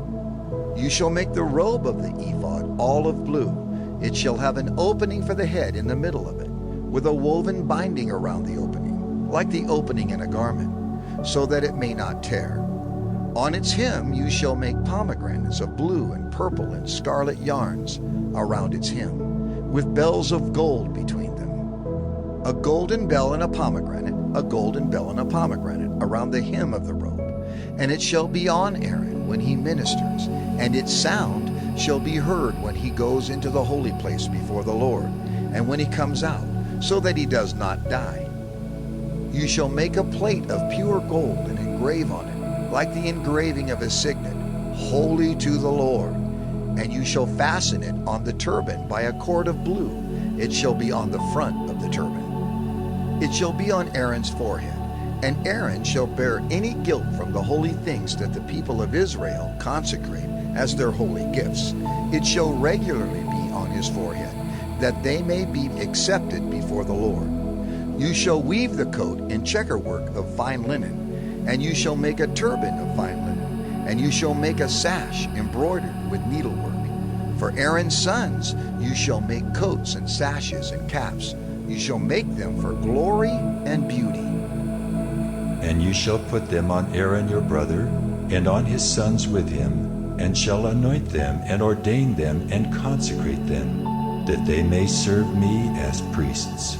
You shall make for them linen undergarments, to cover their naked flesh. They shall reach from the hips to the thighs, and they shall be on Aaron and on his sons when they go into the tent of meeting, or when they come near the altar to minister in the holy place, lest they bear guilt and die. This shall be a statute forever for him and for his offspring after him. Exodus 29. Now this is what you shall do to them to consecrate them, that they may serve me as priests. Take 1 bull of the herd and 2 rams without blemish, and unleavened bread, unleavened cakes mixed with oil, and unleavened wafers smeared with oil. You shall make them of fine wheat flour. You shall put them in 1 basket, and bring them in the basket, and bring the bull and the 2 rams. You shall bring Aaron and his sons to the entrance of the tent of meeting, and wash them with water. Then you shall take the garments, and put on Aaron the coat, and the robe of the ephod, and the ephod and the breastpiece, and gird him with a skillfully woven band of the ephod. And you shall set the turban on his head, and put the holy crown on the turban. You shall take the anointing oil, and pour it on his head, and anoint him. Then you shall bring his sons, and put coats on them. And you shall gird Aaron and his sons with sashes, and bind caps on them. And the priesthood shall be theirs by a statute forever. Thus you shall ordain Aaron and his sons. Then you shall bring the bull before the tent of meeting. Aaron and his sons shall lay their hands on the head of the bull. Then you shall kill the bull before the Lord at the entrance of the tent of meeting, and shall take part of the blood of the bull, and put it on the horns of the altar with your finger. And the rest of the blood you shall pour out at the base of the altar. And you shall take all the fat that covers the entrails, and the long lobe of the liver, and the 2 kidneys with the fat that is on them, and burn them on the altar. But the flesh of the bull, and its skin, and its dung, you shall burn with fire outside the camp. It is a sin offering. Then you shall take 1 of the rams, and Aaron and his sons shall lay their hands on the head of the ram. And you shall kill the ram, and shall take its blood, and throw it against the sides of the altar. Then you shall cut the ram into pieces, and wash its entrails and its legs, and put them with its pieces and its head, and burn the whole ram on the altar. It is a burnt offering to the Lord. It is a pleasing aroma, a food offering to the Lord. You shall take the other ram, and Aaron and his sons shall lay their hands on the head of the ram. And you shall kill the ram, and take part of its blood, and put it on the tip of the right ear of Aaron, and on the tips of the right ears of his sons, and on the thumbs of their right hands, and on the great toes of their right feet, and throw the rest of the blood against the sides of the altar. Then you shall take part of the blood that is on the altar, and of the anointing oil, and sprinkle it on Aaron and his garments, and on his sons and his sons' garments with him. He and his garments shall be holy, and his sons' garments with him. You shall also take the fat from the ram, and the fat tail, and the fat that covers the entrails, and the long lobe of the liver, and the 2 kidneys, with the fat that is on them, and the right thigh, for it is a ram of ordination, and 1 loaf of bread, and 1 cake of bread made with oil, and 1 wafer out of the basket of unleavened bread that is before the Lord. You shall put all these on the palms of Aaron, and on the palms of his sons, and wave them for a wave offering before the Lord. Then you shall take them from their hands and burn them on the altar, on top of the burnt offering, as a pleasing aroma before the Lord. It is a food offering to the Lord. You shall take the breast of the ram of Aaron's ordination, and wave it for a wave offering before the Lord, and it shall be your portion. And you shall consecrate the breast of the wave offering that is waved, and the thigh of the priest's portion that is contributed from the ram of ordination, from what was Aaron's and his sons. It shall be for Aaron and his sons as a perpetual due from the people of Israel, for it is a contribution. It shall be a contribution from the people of Israel, from their peace offerings, their contribution to the Lord. The holy garments of Aaron shall be for his sons after him. They shall be anointed in them and ordained in them. The son who succeeds him as priest, who comes into the tent of meeting to minister in the holy place, shall wear them 7 days. You shall take the ram of ordination and boil its flesh in a holy place. And Aaron and his sons shall eat the flesh of the ram and the bread that is in the basket in the entrance of the tent of meeting. They shall eat those things with which atonement was made at their ordination and consecration. But an outsider shall not eat of them, because they are holy. And if any of the flesh for the ordination or of the bread remain until the morning, then you shall burn the remainder with fire. It shall not be eaten, because it is holy. Thus you shall do to Aaron and to his sons, according to all that I have commanded you. Through 7 days shall you ordain them, and every day you shall offer a bull as a sin offering for atonement. Also you shall purify the altar when you make atonement for it, and shall anoint it to consecrate it. 7 days you shall make atonement for the altar and consecrate it, and the altar shall be most holy. Whatever touches the altar shall become holy. Now this is what you shall offer on the altar: 2 lambs, a year old, day by day, regularly. 1 lamb you shall offer in the morning, and the other lamb you shall offer at twilight. And with the first lamb, a 10th seah of fine flour mingled with 1/4 of a hin of beaten oil, and 1/4 of a hin of wine for a drink offering. The other lamb you shall offer at twilight, and shall offer with it a grain offering and its drink offering, as in the morning, for a pleasing aroma, a food offering to the Lord. It shall be a regular burnt offering throughout your generations, at the entrance of the tent of meeting before the Lord, where I will meet with you to speak to you there. There I will meet with the people of Israel, and it shall be sanctified by my glory. I will consecrate the tent of meeting and the altar. Aaron also and his sons I will consecrate to serve me as priests. I will dwell among the people of Israel, and will be their God. And they shall know that I am the Lord their God, who brought them out of the land of Egypt, that I might dwell among them. I am the Lord their God. Exodus 30. You shall make an altar on which to burn incense. You shall make it of acacia wood. A cubit shall be its length, and a cubit its breadth. It shall be square, and 2 cubits shall be its height. Its horns shall be of 1 piece with it. You shall overlay it with pure gold, its top, and around its sides and its horns. And you shall make a molding of gold around it. And you shall make 2 golden rings for it. Under its molding, on 2 opposite sides of it, you shall make them. And they shall be holders for poles with which to carry it. You shall make the poles of acacia wood, and overlay them with gold. And you shall put it in front of the veil that is above the ark of the testimony, in front of the mercy seat that is above the testimony, where I will meet with you. And Aaron shall burn fragrant incense on it. Every morning when he dresses the lamps, he shall burn it. And when Aaron sets up the lamps at twilight, he shall burn it, a regular incense offering before the Lord throughout your generations. You shall not offer unauthorized incense on it, or a burnt offering, or a grain offering, and you shall not pour a drink offering on it. Aaron shall make atonement on its horns once a year. With the blood of the sin offering of atonement he shall make atonement for it once in the year throughout your generations. It is most holy to the Lord. The Lord said to Moses, When you take the census of the people of Israel, then each shall give a ransom for his life to the Lord when you number them, that there be no plague among them when you number them. Each one who is numbered in the census shall give this, half a shekel, according to the shekel of the sanctuary.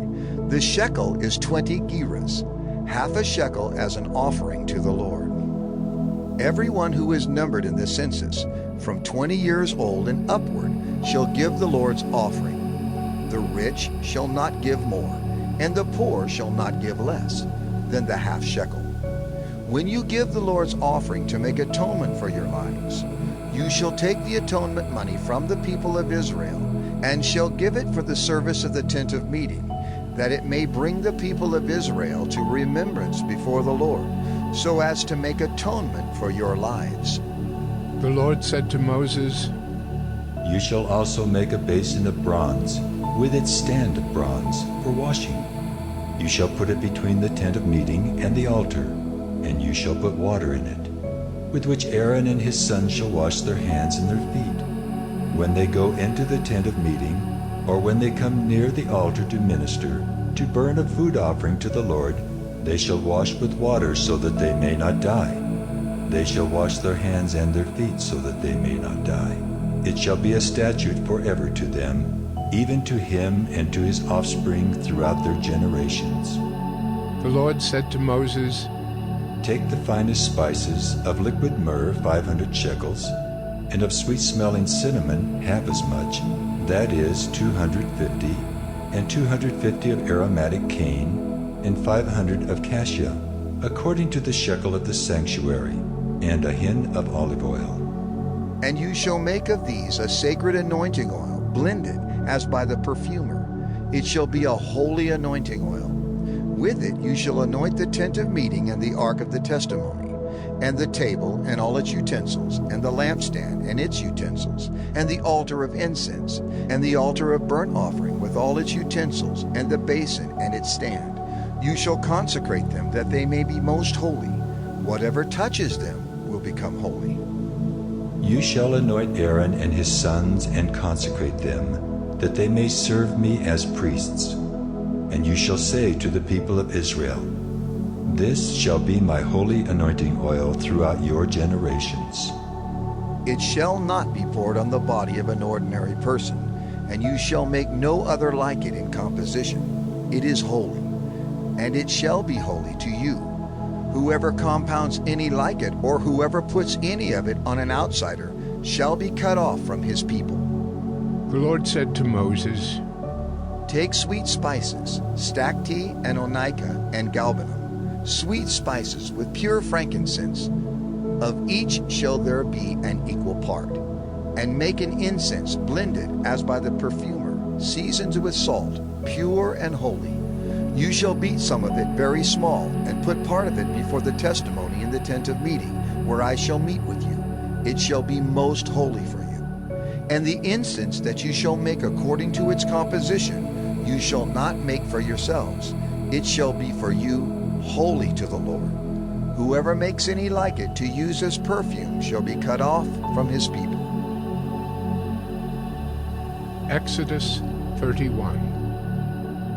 The Lord said to Moses, See, I have called by name Bezalel the son of Uri, son of Hur, of the tribe of Judah, and I have filled him with the Spirit of God, with ability and intelligence, with knowledge in all craftsmanship, to devise artistic designs, to work in gold, silver, and bronze, in cutting stones for setting, and in carving wood to work in every craft. And behold, I have appointed with him Oholiab, the son of Ahisamach, of the tribe of Dan. And I have given to all able men ability, that they may make all that I have commanded you. The tent of meeting and the ark of the testimony, and the mercy seat that is on it, and all the furnishings of the tent, the table and its utensils, and the pure lampstand with all its utensils, and the altar of incense, and the altar of burnt offering with all its utensils, and the basin and its stand, and the finely worked garments, the holy garments for Aaron the priest, and the garments of his sons, for their service as priests, and the anointing oil and the fragrant incense for the holy place, according to all that I have commanded you, they shall do.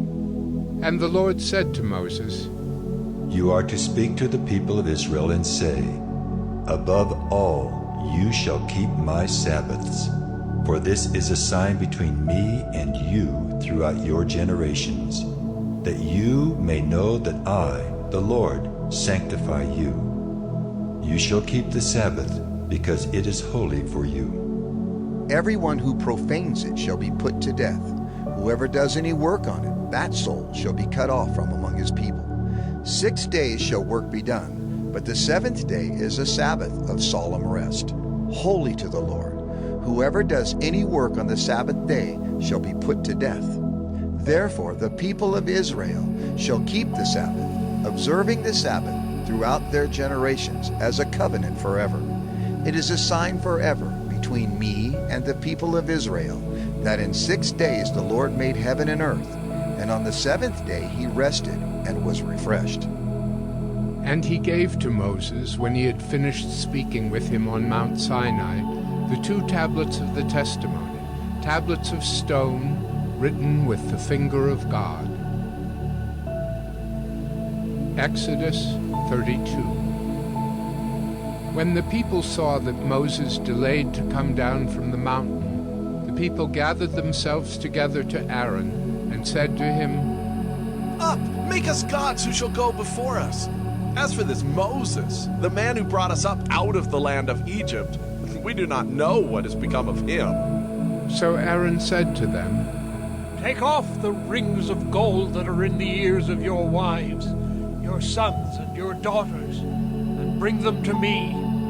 So all the people took off the rings of gold that were in their ears and brought them to Aaron. And he received the gold from their hand and fashioned it with a graving tool and made a golden calf.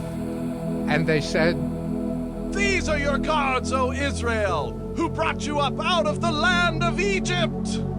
When Aaron saw this, he built an altar before it. And Aaron made proclamation and said, Tomorrow shall be a feast to the Lord. And they rose up early the next day and offered burnt offerings and brought peace offerings. And the people sat down to eat and drink and rose up to play. And the Lord said to Moses, Go down, for your people whom you brought up out of the land of Egypt have corrupted themselves. They have turned aside quickly out of the way that I commanded them. They have made for themselves a golden calf, and have worshipped it and sacrificed to it, and said, These are your gods, O Israel, who brought you up out of the land of Egypt. And the Lord said to Moses, I have seen this people, and behold, it is a stiff-necked people. Now therefore let me alone, that my wrath may burn hot against them, and I may consume them, in order that I may make a great nation of you. But Moses implored the Lord his God and said, O Lord, why does your wrath burn hot against your people, whom you have brought out of the land of Egypt with great power and with a mighty hand?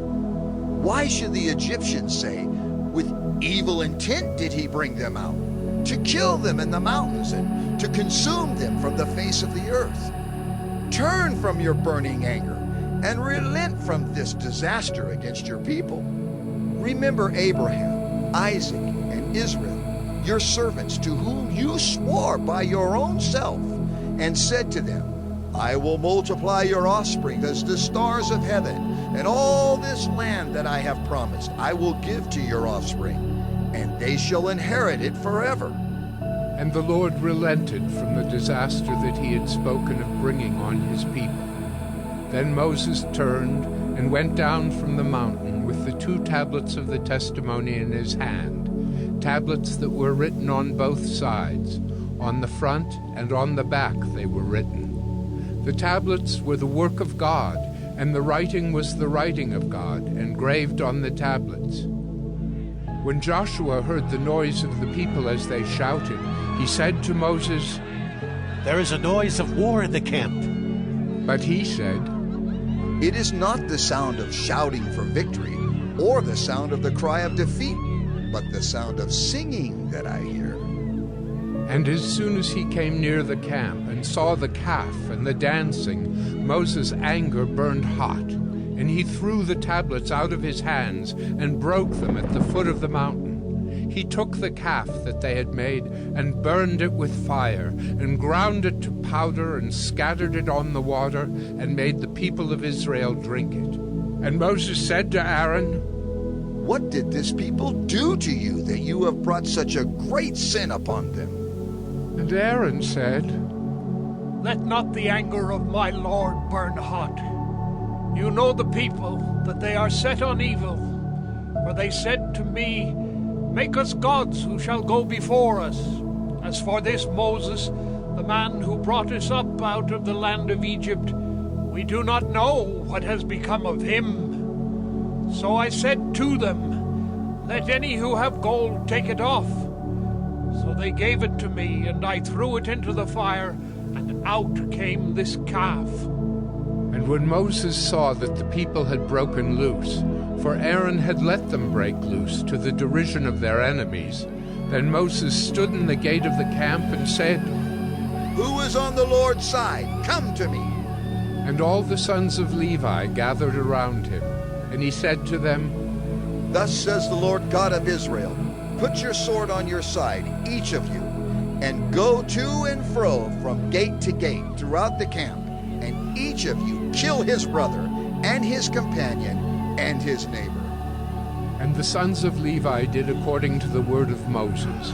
And that day about 3,000 men of the people fell. And Moses said, "Today you have been ordained for the service of the Lord, each one at the cost of his son and of his brother, so that he might bestow a blessing upon you this day." The next day Moses said to the people, "You have sinned a great sin, and now I will go up to the Lord. Perhaps I can make atonement for your sin." So Moses returned to the Lord and said, "Alas, this people has sinned a great sin. They have made for themselves gods of gold. But now, if you will forgive their sin, but if not, please blot me out of your book that you have written." But the Lord said to Moses, "Whoever has sinned against me, I will blot out of my book. But now go, lead the people to the place about which I have spoken to you. Behold, my angel shall go before you. Nevertheless, in the day when I visit, I will visit their sin upon them." Then the Lord sent a plague on the people, because they made the calf, the one that Aaron made. Exodus 33.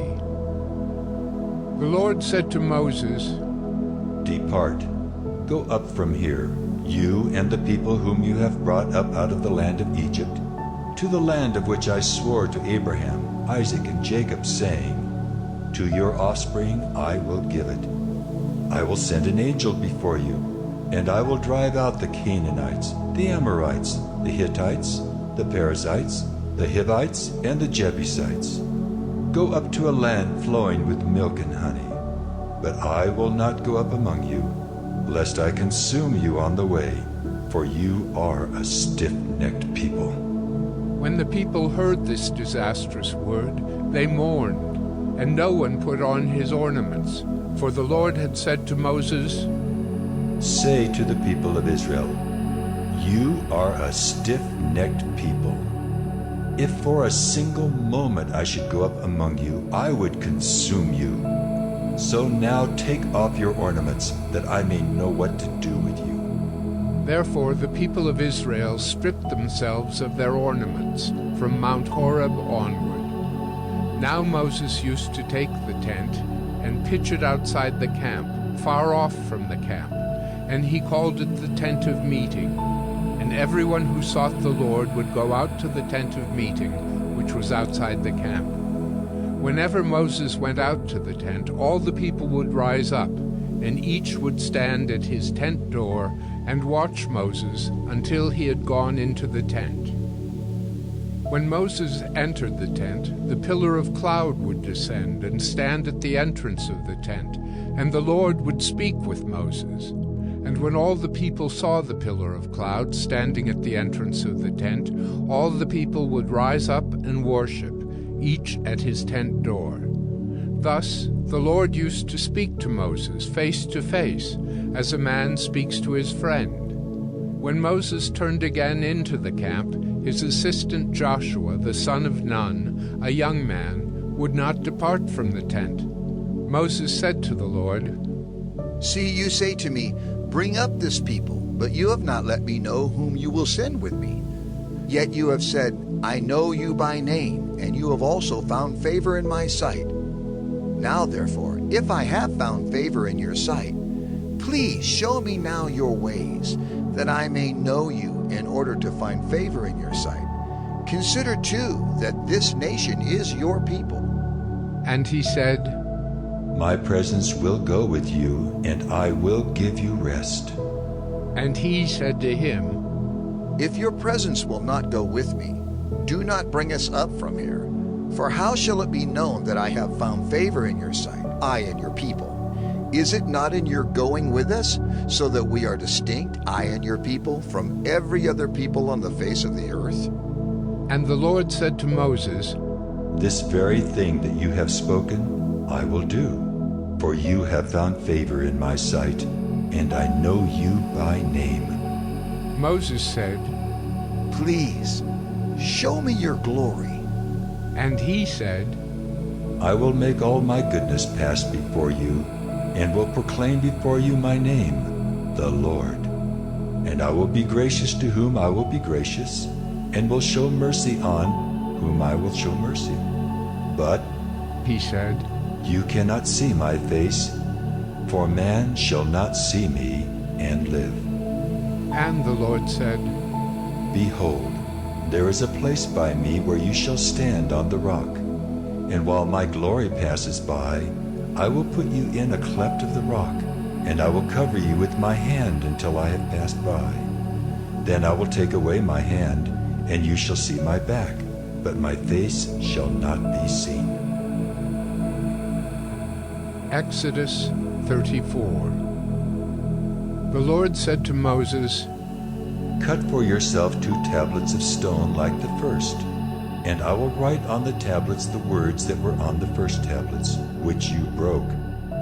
Be ready by the morning, and come up in the morning to Mount Sinai, and present yourself there to me on the top of the mountain. No one shall come up with you, and let no one be seen throughout all the mountain. Let no flocks or herds graze opposite that mountain." So Moses cut 2 tablets of stone like the first, and he rose early in the morning and went up on Mount Sinai as the Lord had commanded him, and took in his hand 2 tablets of stone. The Lord descended in the cloud and stood with him there, and proclaimed the name of the Lord. The Lord passed before him and proclaimed, The Lord, a God merciful and gracious, slow to anger, and abounding in steadfast love and faithfulness, keeping steadfast love for thousands, forgiving iniquity and transgression and sin, but who will by no means clear the guilty, visiting the iniquity of the fathers on the children, and the children's children to the 3rd and the 4th generation. And Moses quickly bowed his head toward the earth and worshipped. And he said, "If now I have found favor in your sight, O Lord, please let the Lord go in the midst of us, for it is a stiff-necked people, and pardon our iniquity and our sin, and take us for your inheritance." And he said, "Behold, I am making a covenant. before all your people I will do marvels, such as have not been created in all the earth or in any nation. And all the people among whom you are shall see the work of the Lord, for it is an awesome thing that I will do with you. Observe what I command you this day. Behold, I will drive out before you the Amorites, the Canaanites, the Hittites, the Perizzites, the Hivites, and the Jebusites. Take care, lest you make a covenant with the inhabitants of the land to which you go, lest it become a snare in your midst. You shall tear down their altars and break their pillars and cut down their Asherim. For you shall worship no other God. For the Lord, whose name is jealous, is a jealous God. Lest you make a covenant with the inhabitants of the land, and when they whore after their gods and sacrifice to their gods, and you are invited, you eat of his sacrifice, and you take of their daughters for your sons, and their daughters whore after their gods, and make your sons whore after their gods. You shall not make for yourself any gods of cast metal. You shall keep the feast of unleavened bread. 7 days you shall eat unleavened bread as I commanded you at the time appointed in the month Abib. For in the month Abib you came out from Egypt. All that open the womb are mine. All your male livestock, the firstborn of cow and sheep, the firstborn of a donkey, you shall redeem with a lamb. Or if you will not redeem it, you shall break its neck. All the firstborn of your sons you shall redeem, and none shall appear before me empty-handed. 6 days you shall work, but on the 7th day you shall rest. In plowing time and in harvest you shall rest. You shall observe the Feast of Weeks, the firstfruits of wheat harvest, and the Feast of Ingathering at the year's end. 3 times in the year shall all your males appear before the Lord God, the God of Israel. For I will cast out nations before you, and enlarge your borders.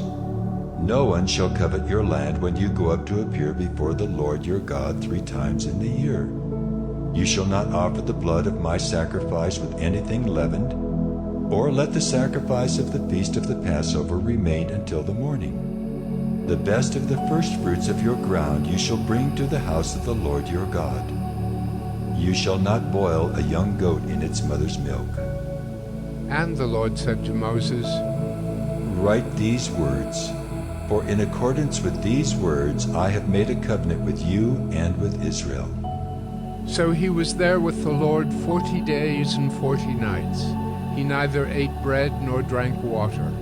And he wrote on the tablets the words of the covenant, the 10 Commandments. When Moses came down from Mount Sinai with the 2 tablets of the testimony in his hand as he came down from the mountain, Moses did not know that the skin of his face shone because he had been talking with God.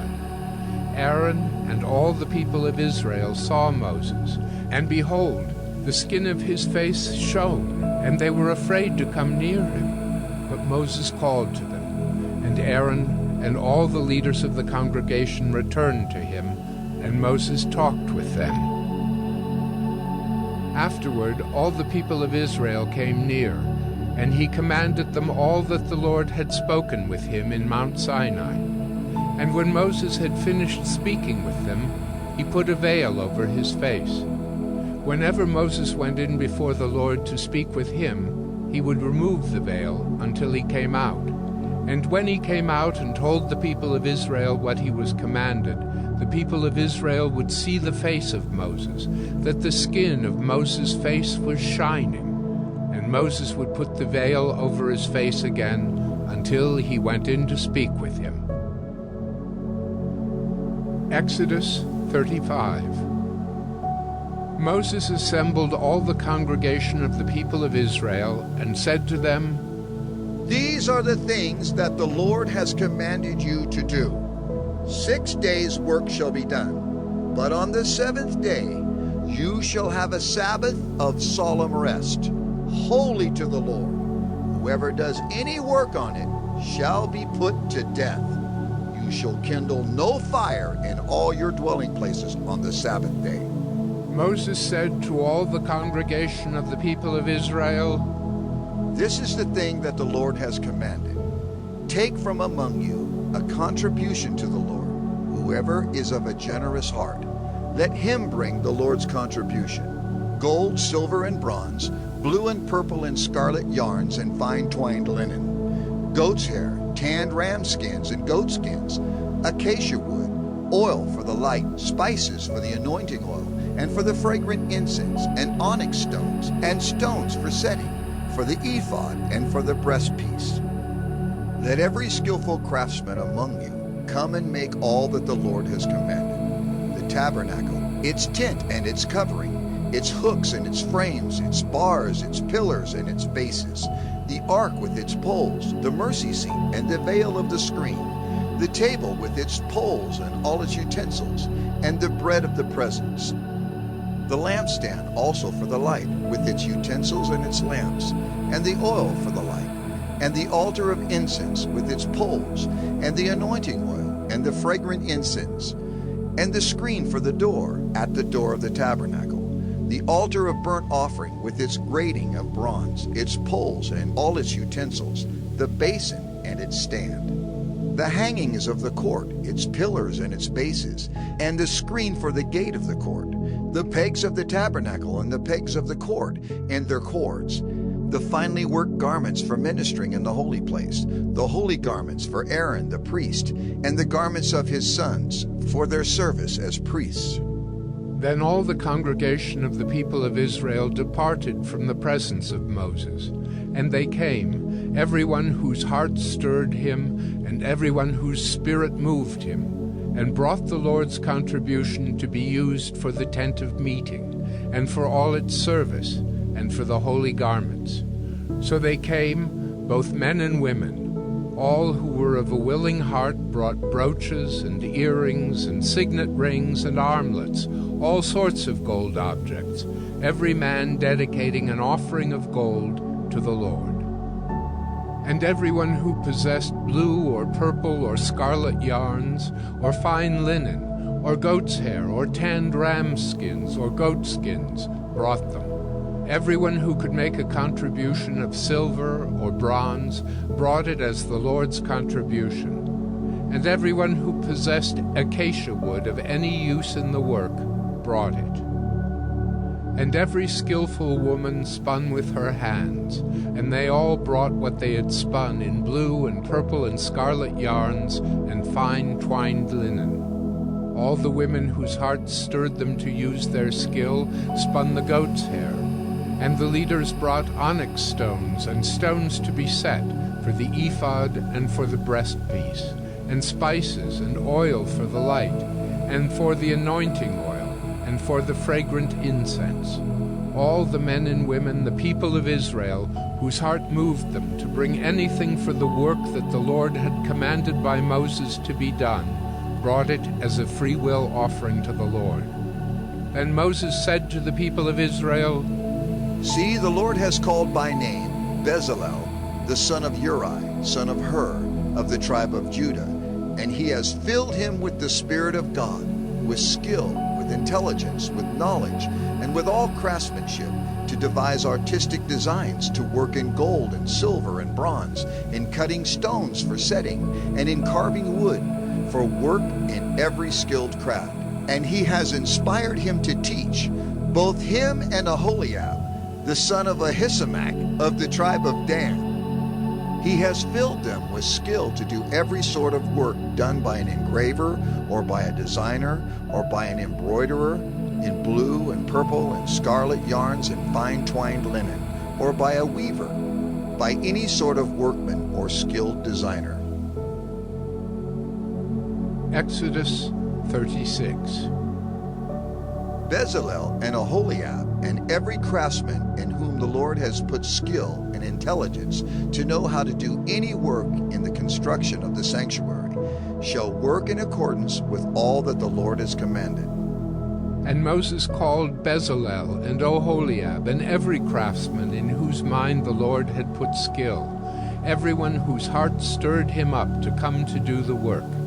And they received from Moses all the contribution that the people of Israel had brought for doing the work on the sanctuary.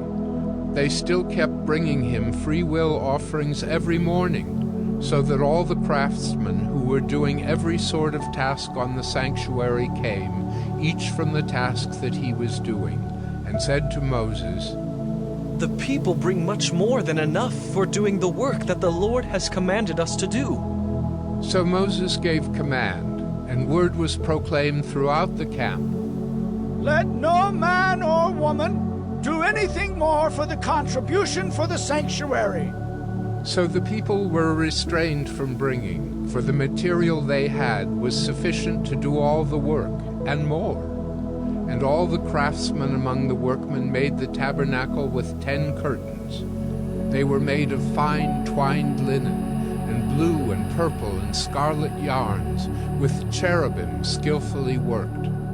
The length of each curtain was 28 cubits, and the breadth of each curtain 4 cubits. All the curtains were the same size. He coupled 5 curtains to one another, and the other 5 curtains he coupled to one another. He made loops of blue on the edge of the outermost curtain of the first set. Likewise, he made them on the edge of the outermost curtain of the second set. He made 50 loops on the one curtain, and he made 50 loops on the edge of the curtain that was in the second set. The loops were opposite one another.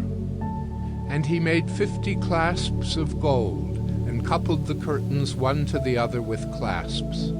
So the tabernacle was a single whole. He also made curtains of goat's hair for a tent over the tabernacle. He made 11 curtains. The length of each curtain was 30 cubits, and the breadth of each curtain 4 cubits. The 11 curtains were the same size. He coupled 5 curtains by themselves, and 6 curtains by themselves. And he made 50 loops on the edge of the outermost curtain of the one set, and 50 loops on the edge of the other connecting curtain. And he made 50 clasps of bronze to couple the tent together, that it might be a single whole. And he made for the tent a covering of tanned ram's skins and goat skins. Then he made the upright frames for the tabernacle of acacia wood. 10 cubits was the length of a frame, and 1.5 cubits the breadth of each frame. Each frame had 2 tenons for fitting together. He did this for all the frames of the tabernacle. The frames for the tabernacle he made thus: 20 frames for the south side. And he made 40 bases of silver under the 20 frames, 2 bases under one frame for its 2 tenons, and 2 bases under the next frame for its 2 tenons. For the second side of the tabernacle, on the north side, he made 20 frames and their 40 bases of silver, 2 bases under one frame and 2 bases under the next frame. For the rear of the tabernacle westward, he made 6 frames. He made 2 frames for corners of the tabernacle in the rear. And they were separate beneath, but joined at the top at the first ring. He made 2 of them this way for the 2 corners. There were 8 frames with their bases of silver, 16 bases under every frame, 2 bases. He made bars of acacia wood, 5 for the frames of the one side of the tabernacle, and 5 bars for the frames of the other side of the tabernacle, and 5 bars for the frames of the tabernacle at the rear westward. And he made the middle bar to run from end to end, halfway up the frames. And he overlaid the frames with gold, and made their rings of gold for holders for the bars, and overlaid the bars with gold. He made the veil of blue and purple and scarlet yarns and fine twined linen. With cherubim skillfully worked into it he made it. And for it he made 4 pillars of acacia, and overlaid them with gold. Their hooks were of gold, and he cast for them 4 bases of silver. He also made a screen for the entrance of the tent, of blue and purple and scarlet yarns and fine twined linen, embroidered with needlework, and its 5 pillars with their hooks. He overlaid their capitals, and their fillets were of gold, but their 5 bases were of bronze. Exodus 37. Bezalel made the ark of acacia wood. 2 cubits and a half was its length, 1 cubit and a half its breadth, and 1 cubit and a half its height. And he overlaid it with pure gold, inside and outside, and made a molding of gold around it. And he cast for it 4 rings of gold for its 4 feet, 2 rings on its one side and 2 rings on its other side. And he made poles of acacia wood, and overlaid them with gold, and put the poles into the rings on the sides of the ark to carry the ark. And he made a mercy seat of pure gold. 2 cubits and a half was its length, and 1 cubit and a half its breadth. And he made 2 cherubim of gold. He made them of hammered work on the 2 ends of the mercy seat, 1 cherub on the one end, and 1 cherub on the other end. Of one piece with the mercy seat he made the cherubim on its 2 ends. The cherubim spread out their wings above, overshadowing the mercy seat with their wings, with their faces one to another. Toward the mercy seat were the faces of the cherubim. He also made the table of acacia wood. 2 cubits was its length, 1 cubit its breadth, and 1 cubit and a half its height.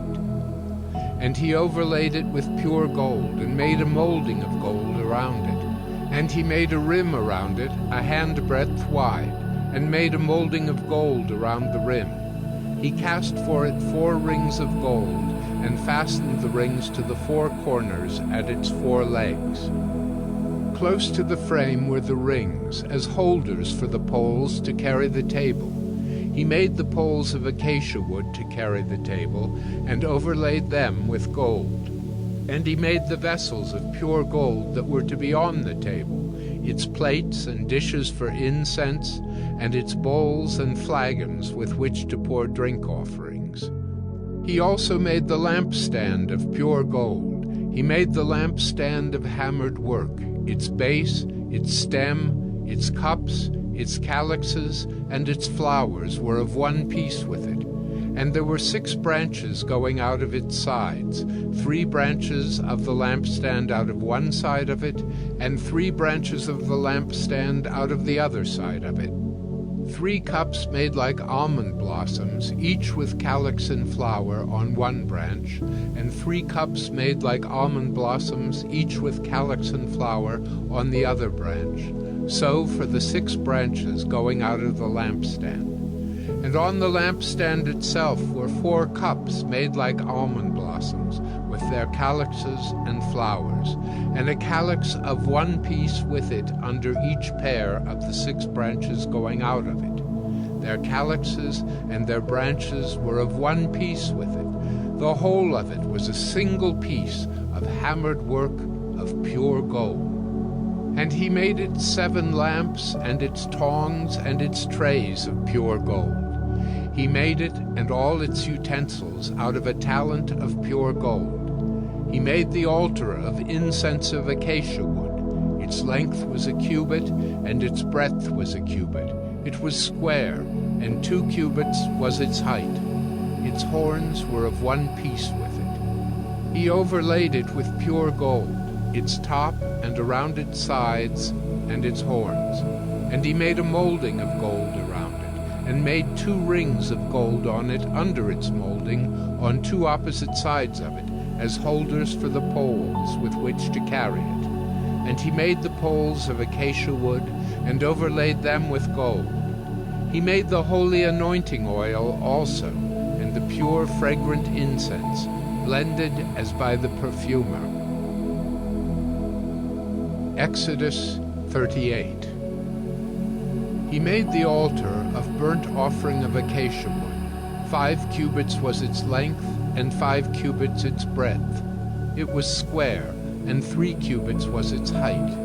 He made horns for it on its 4 corners. Its horns were of one piece with it, and he overlaid it with bronze. And he made all the utensils of the altar, the pots, the shovels, the basins, the forks, and the fire pans. He made all its utensils of bronze. And he made for the altar a grating, a network of bronze under its ledge, extending halfway down. He cast 4 rings on the 4 corners of the bronze grating as holders for the poles. He made the poles of acacia wood and overlaid them with bronze.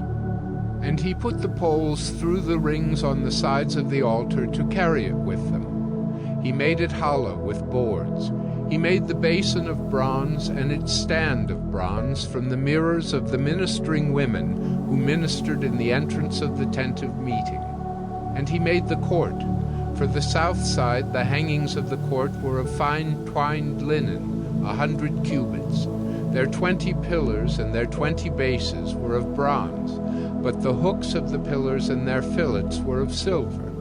And for the north side there were hangings of 100 cubits. Their 20 pillars, their 20 bases were of bronze, but the hooks of the pillars and their fillets were of silver.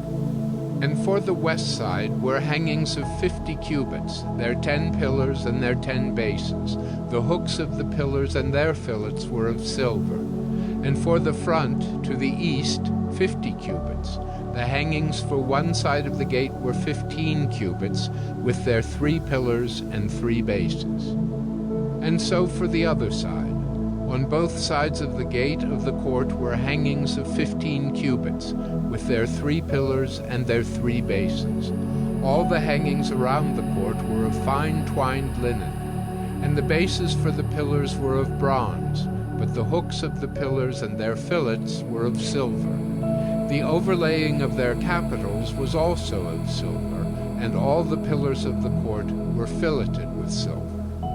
And the screen for the gate of the court was embroidered with needlework in blue and purple and scarlet yarns and fine twined linen. It was 20 cubits long and 5 cubits high in its breadth, corresponding to the hangings of the court. And their pillars were 4 in number. Their 4 bases were of bronze, their hooks of silver, and the overlaying of their capitals and their fillets of silver. And all the pegs for the tabernacle and for the court all around were of bronze. These are the records of the tabernacle of the testimony, as they were recorded at the commandment of Moses, the responsibility of the Levites under the direction of Ithamar, the son of Aaron the priest. Bezalel, the son of Uri, son of Hur, of the tribe of Judah, made all that the Lord commanded Moses. And with him was Oholiab, the son of Ahisamach, of the tribe of Dan, an engraver and designer and embroiderer in blue and purple and scarlet yarns and fine twined linen. All the gold that was used for the work in all the construction of the sanctuary, the gold from the offering, was 29 talents and 730 shekels by the shekel of the sanctuary. The silver from those of the congregation who were recorded was 100 talents and 1,775 shekels by the shekel of the sanctuary. A beka a head, that is half a shekel by the shekel of the sanctuary, for everyone who was listed in the records from 20 years old and upward, for 603,550 men.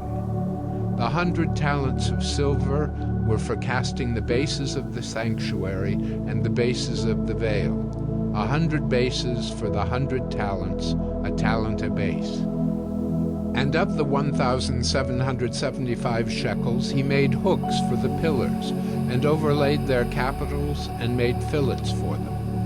The bronze that was offered was 70 talents and 2,400 shekels. With it he made the bases for the entrance of the tent of meeting, the bronze altar, and the bronze grating for it, and all the utensils of the altar, the bases around the court, and the bases of the gate of the court, all the pegs of the tabernacle, and all the pegs around the court. Exodus 39. From the blue and purple and scarlet yarns they made finely woven garments for ministering in the holy place. They made the holy garments for Aaron, as the Lord had commanded Moses. He made the ephod of gold, blue and purple and scarlet yarns, and fine twined linen. And they hammered out gold leaf, and he cut it into threads, to work into the blue and purple and the scarlet yarns, and into the fine twined linen in skilled design. They made for the ephod attaching shoulder pieces, joined to it at its two edges, and the skillfully woven band on it was of one piece with it, and made like it, of gold, blue and purple and scarlet yarns, and fine twined linen, as the Lord had commanded Moses. They made the onyx stones, enclosed in settings of gold filigree, and engraved like the engravings of a signet, according to the names of the sons of Israel. And he set them on the shoulder pieces of the ephod, to be stones of remembrance for the sons of Israel, as the Lord had commanded Moses. He made the breastpiece in skilled work, in the style of the ephod, of gold, blue and purple and scarlet yarns, and fine twined linen. It was square. They made the breastpiece doubled, a span its length, and a span its breadth, when doubled. And they set in it 4 rows of stones. A row of sardius, topaz, and carbuncle was the first row, and the second row an emerald, a sapphire, and a diamond. And the third row a jacinth, an agate, and an amethyst, and the fourth row a beryl, an onyx, and a jasper. They were enclosed in settings of gold filigree. There were 12 stones with their names, according to the names of the sons of Israel. They were like signets, each engraved with its name for the 12 tribes. And they made on the breastpiece twisted chains like cords of pure gold. And they made 2 settings of gold filigree and 2 gold rings, and put the 2 rings on the 2 edges of the breastpiece. And they put the 2 cords of gold in the 2 rings at the edges of the breastpiece. They attached the 2 ends of the 2 cords to the 2 settings of filigree. Thus they attached it in front to the shoulder pieces of the ephod. Then they made 2 rings of gold, and put them at the 2 ends of the breastpiece, on its inside edge next to the ephod. And they made 2 rings of gold, and attached them in front to the lower part of the 2 shoulder pieces of the ephod, at its seam, above the skillfully woven band of the ephod. And they bound the breastpiece by its rings to the rings of the ephod with a lace of blue, so that it should lie on the skillfully woven band of the ephod, and that the breastpiece should not come loose from the ephod, as the Lord had commanded Moses.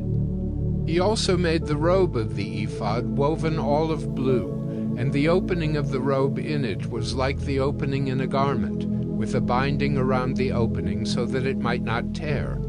On the hem of the robe they made pomegranates of blue and purple and scarlet yarns and fine twined linen. They also made bells of pure gold, and put the bells between the pomegranates all around the hem of the robe, between the pomegranates, a bell and a pomegranate, a bell and a pomegranate around the hem of the robe for ministering, as the Lord had commanded Moses. They also made the coats, woven of fine linen, for Aaron and his sons, and the turban of fine linen, and the caps of fine linen, and the linen undergarments of fine twined linen, and the sash of fine twined linen, and of blue and purple and scarlet yarns, embroidered with needlework, as the Lord had commanded Moses. They made the plate of the holy crown of pure gold, and wrote on it an inscription like the engraving of a signet, Holy to the Lord. And they tied to it a cord of blue to fasten it on the turban above, as the Lord had commanded Moses. Thus, all the work of the tabernacle of the tent of meeting was finished, and the people of Israel did according to all that the Lord had commanded Moses. So they did.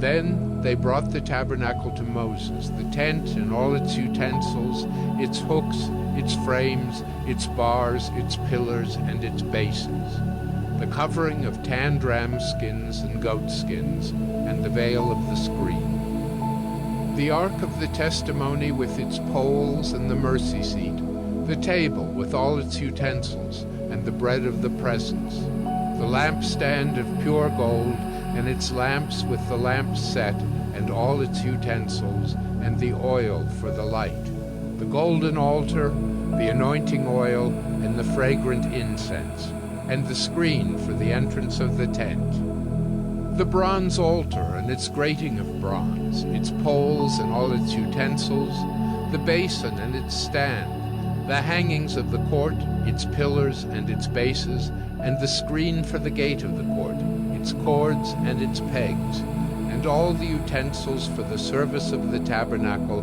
for the tent of meeting. The finely worked garments for ministering in the holy place, the holy garments for Aaron the priest, and the garments of his sons for their service as priests. According to all that the Lord had commanded Moses, so the people of Israel had done all the work. And Moses saw all the work, and behold, they had done it. As the Lord had commanded, so had they done it. Then Moses blessed them. Exodus 40. The Lord spoke to Moses, saying, On the first day of the first month you shall erect the tabernacle of the tent of meeting, and you shall put in it the ark of the testimony, and you shall screen the ark with the veil. And you shall bring in the table and arrange it, and you shall bring in the lampstand and set up its lamps. And you shall put the golden altar for incense before the ark of the testimony, and set up the screen for the door of the tabernacle. You shall set the altar of burnt offering before the door of the tabernacle of the tent of meeting, and place the basin between the tent of meeting and the altar, and put water in it. And you shall set up the court all around, and hang up the screen for the gate of the court. Then you shall take the anointing oil and anoint the tabernacle and all that is in it, and consecrate it and all its furniture, so that it may become holy. You shall also anoint the altar of burnt offering and all its utensils, and consecrate the altar, so that the altar may become most holy. You shall also anoint the basin and its stand, and consecrate it.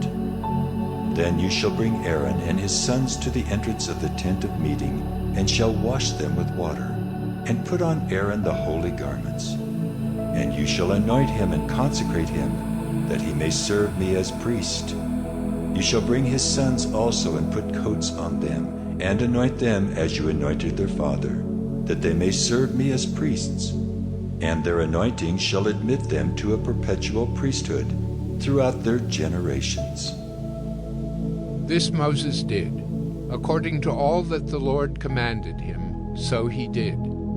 In the first month in the second year, on the first day of the month, the tabernacle was erected. Moses erected the tabernacle. He laid its bases and set up its frames and put in its poles and raised up its pillars.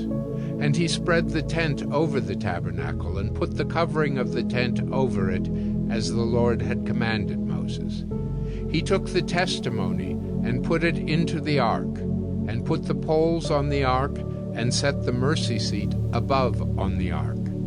And he brought the ark into the tabernacle, and set up the veil of the screen, and screened the ark of the testimony, as the Lord had commanded Moses. He put the table in the tent of meeting on the north side of the tabernacle outside the veil, and arranged the bread on it before the Lord, as the Lord had commanded Moses. He put the lampstand in the tent of meeting, opposite the table on the south side of the tabernacle, and set up the lamps before the Lord, as the Lord had commanded Moses.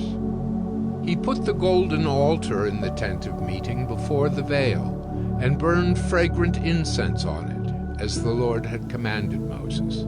He put in place the screen for the door of the tabernacle, and he set the altar of burnt offering at the entrance of the tabernacle of the tent of meeting, and offered on it the burnt offering and the grain offering, as the Lord had commanded Moses.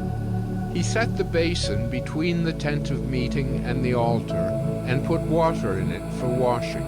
with which Moses and Aaron and his sons washed their hands and their feet. When they went into the tent of meeting, and when they approached the altar, they washed, as the Lord commanded Moses. And he erected the court around the tabernacle and the altar, and set up the screen of the gate of the court. So Moses finished the work. Then the cloud covered the tent of meeting, and the glory of the Lord filled the tabernacle. And Moses was not able to enter the tent of meeting because the cloud settled on it, and the glory of the Lord filled the tabernacle. Throughout all their journeys, whenever the cloud was taken up from over the tabernacle, the people of Israel would set out. But if the cloud was not taken up, then they did not set out till the day that it was taken up. For the cloud of the Lord was on the tabernacle by day, and fire was in it by night, in the sight of all the house of Israel throughout all their journeys.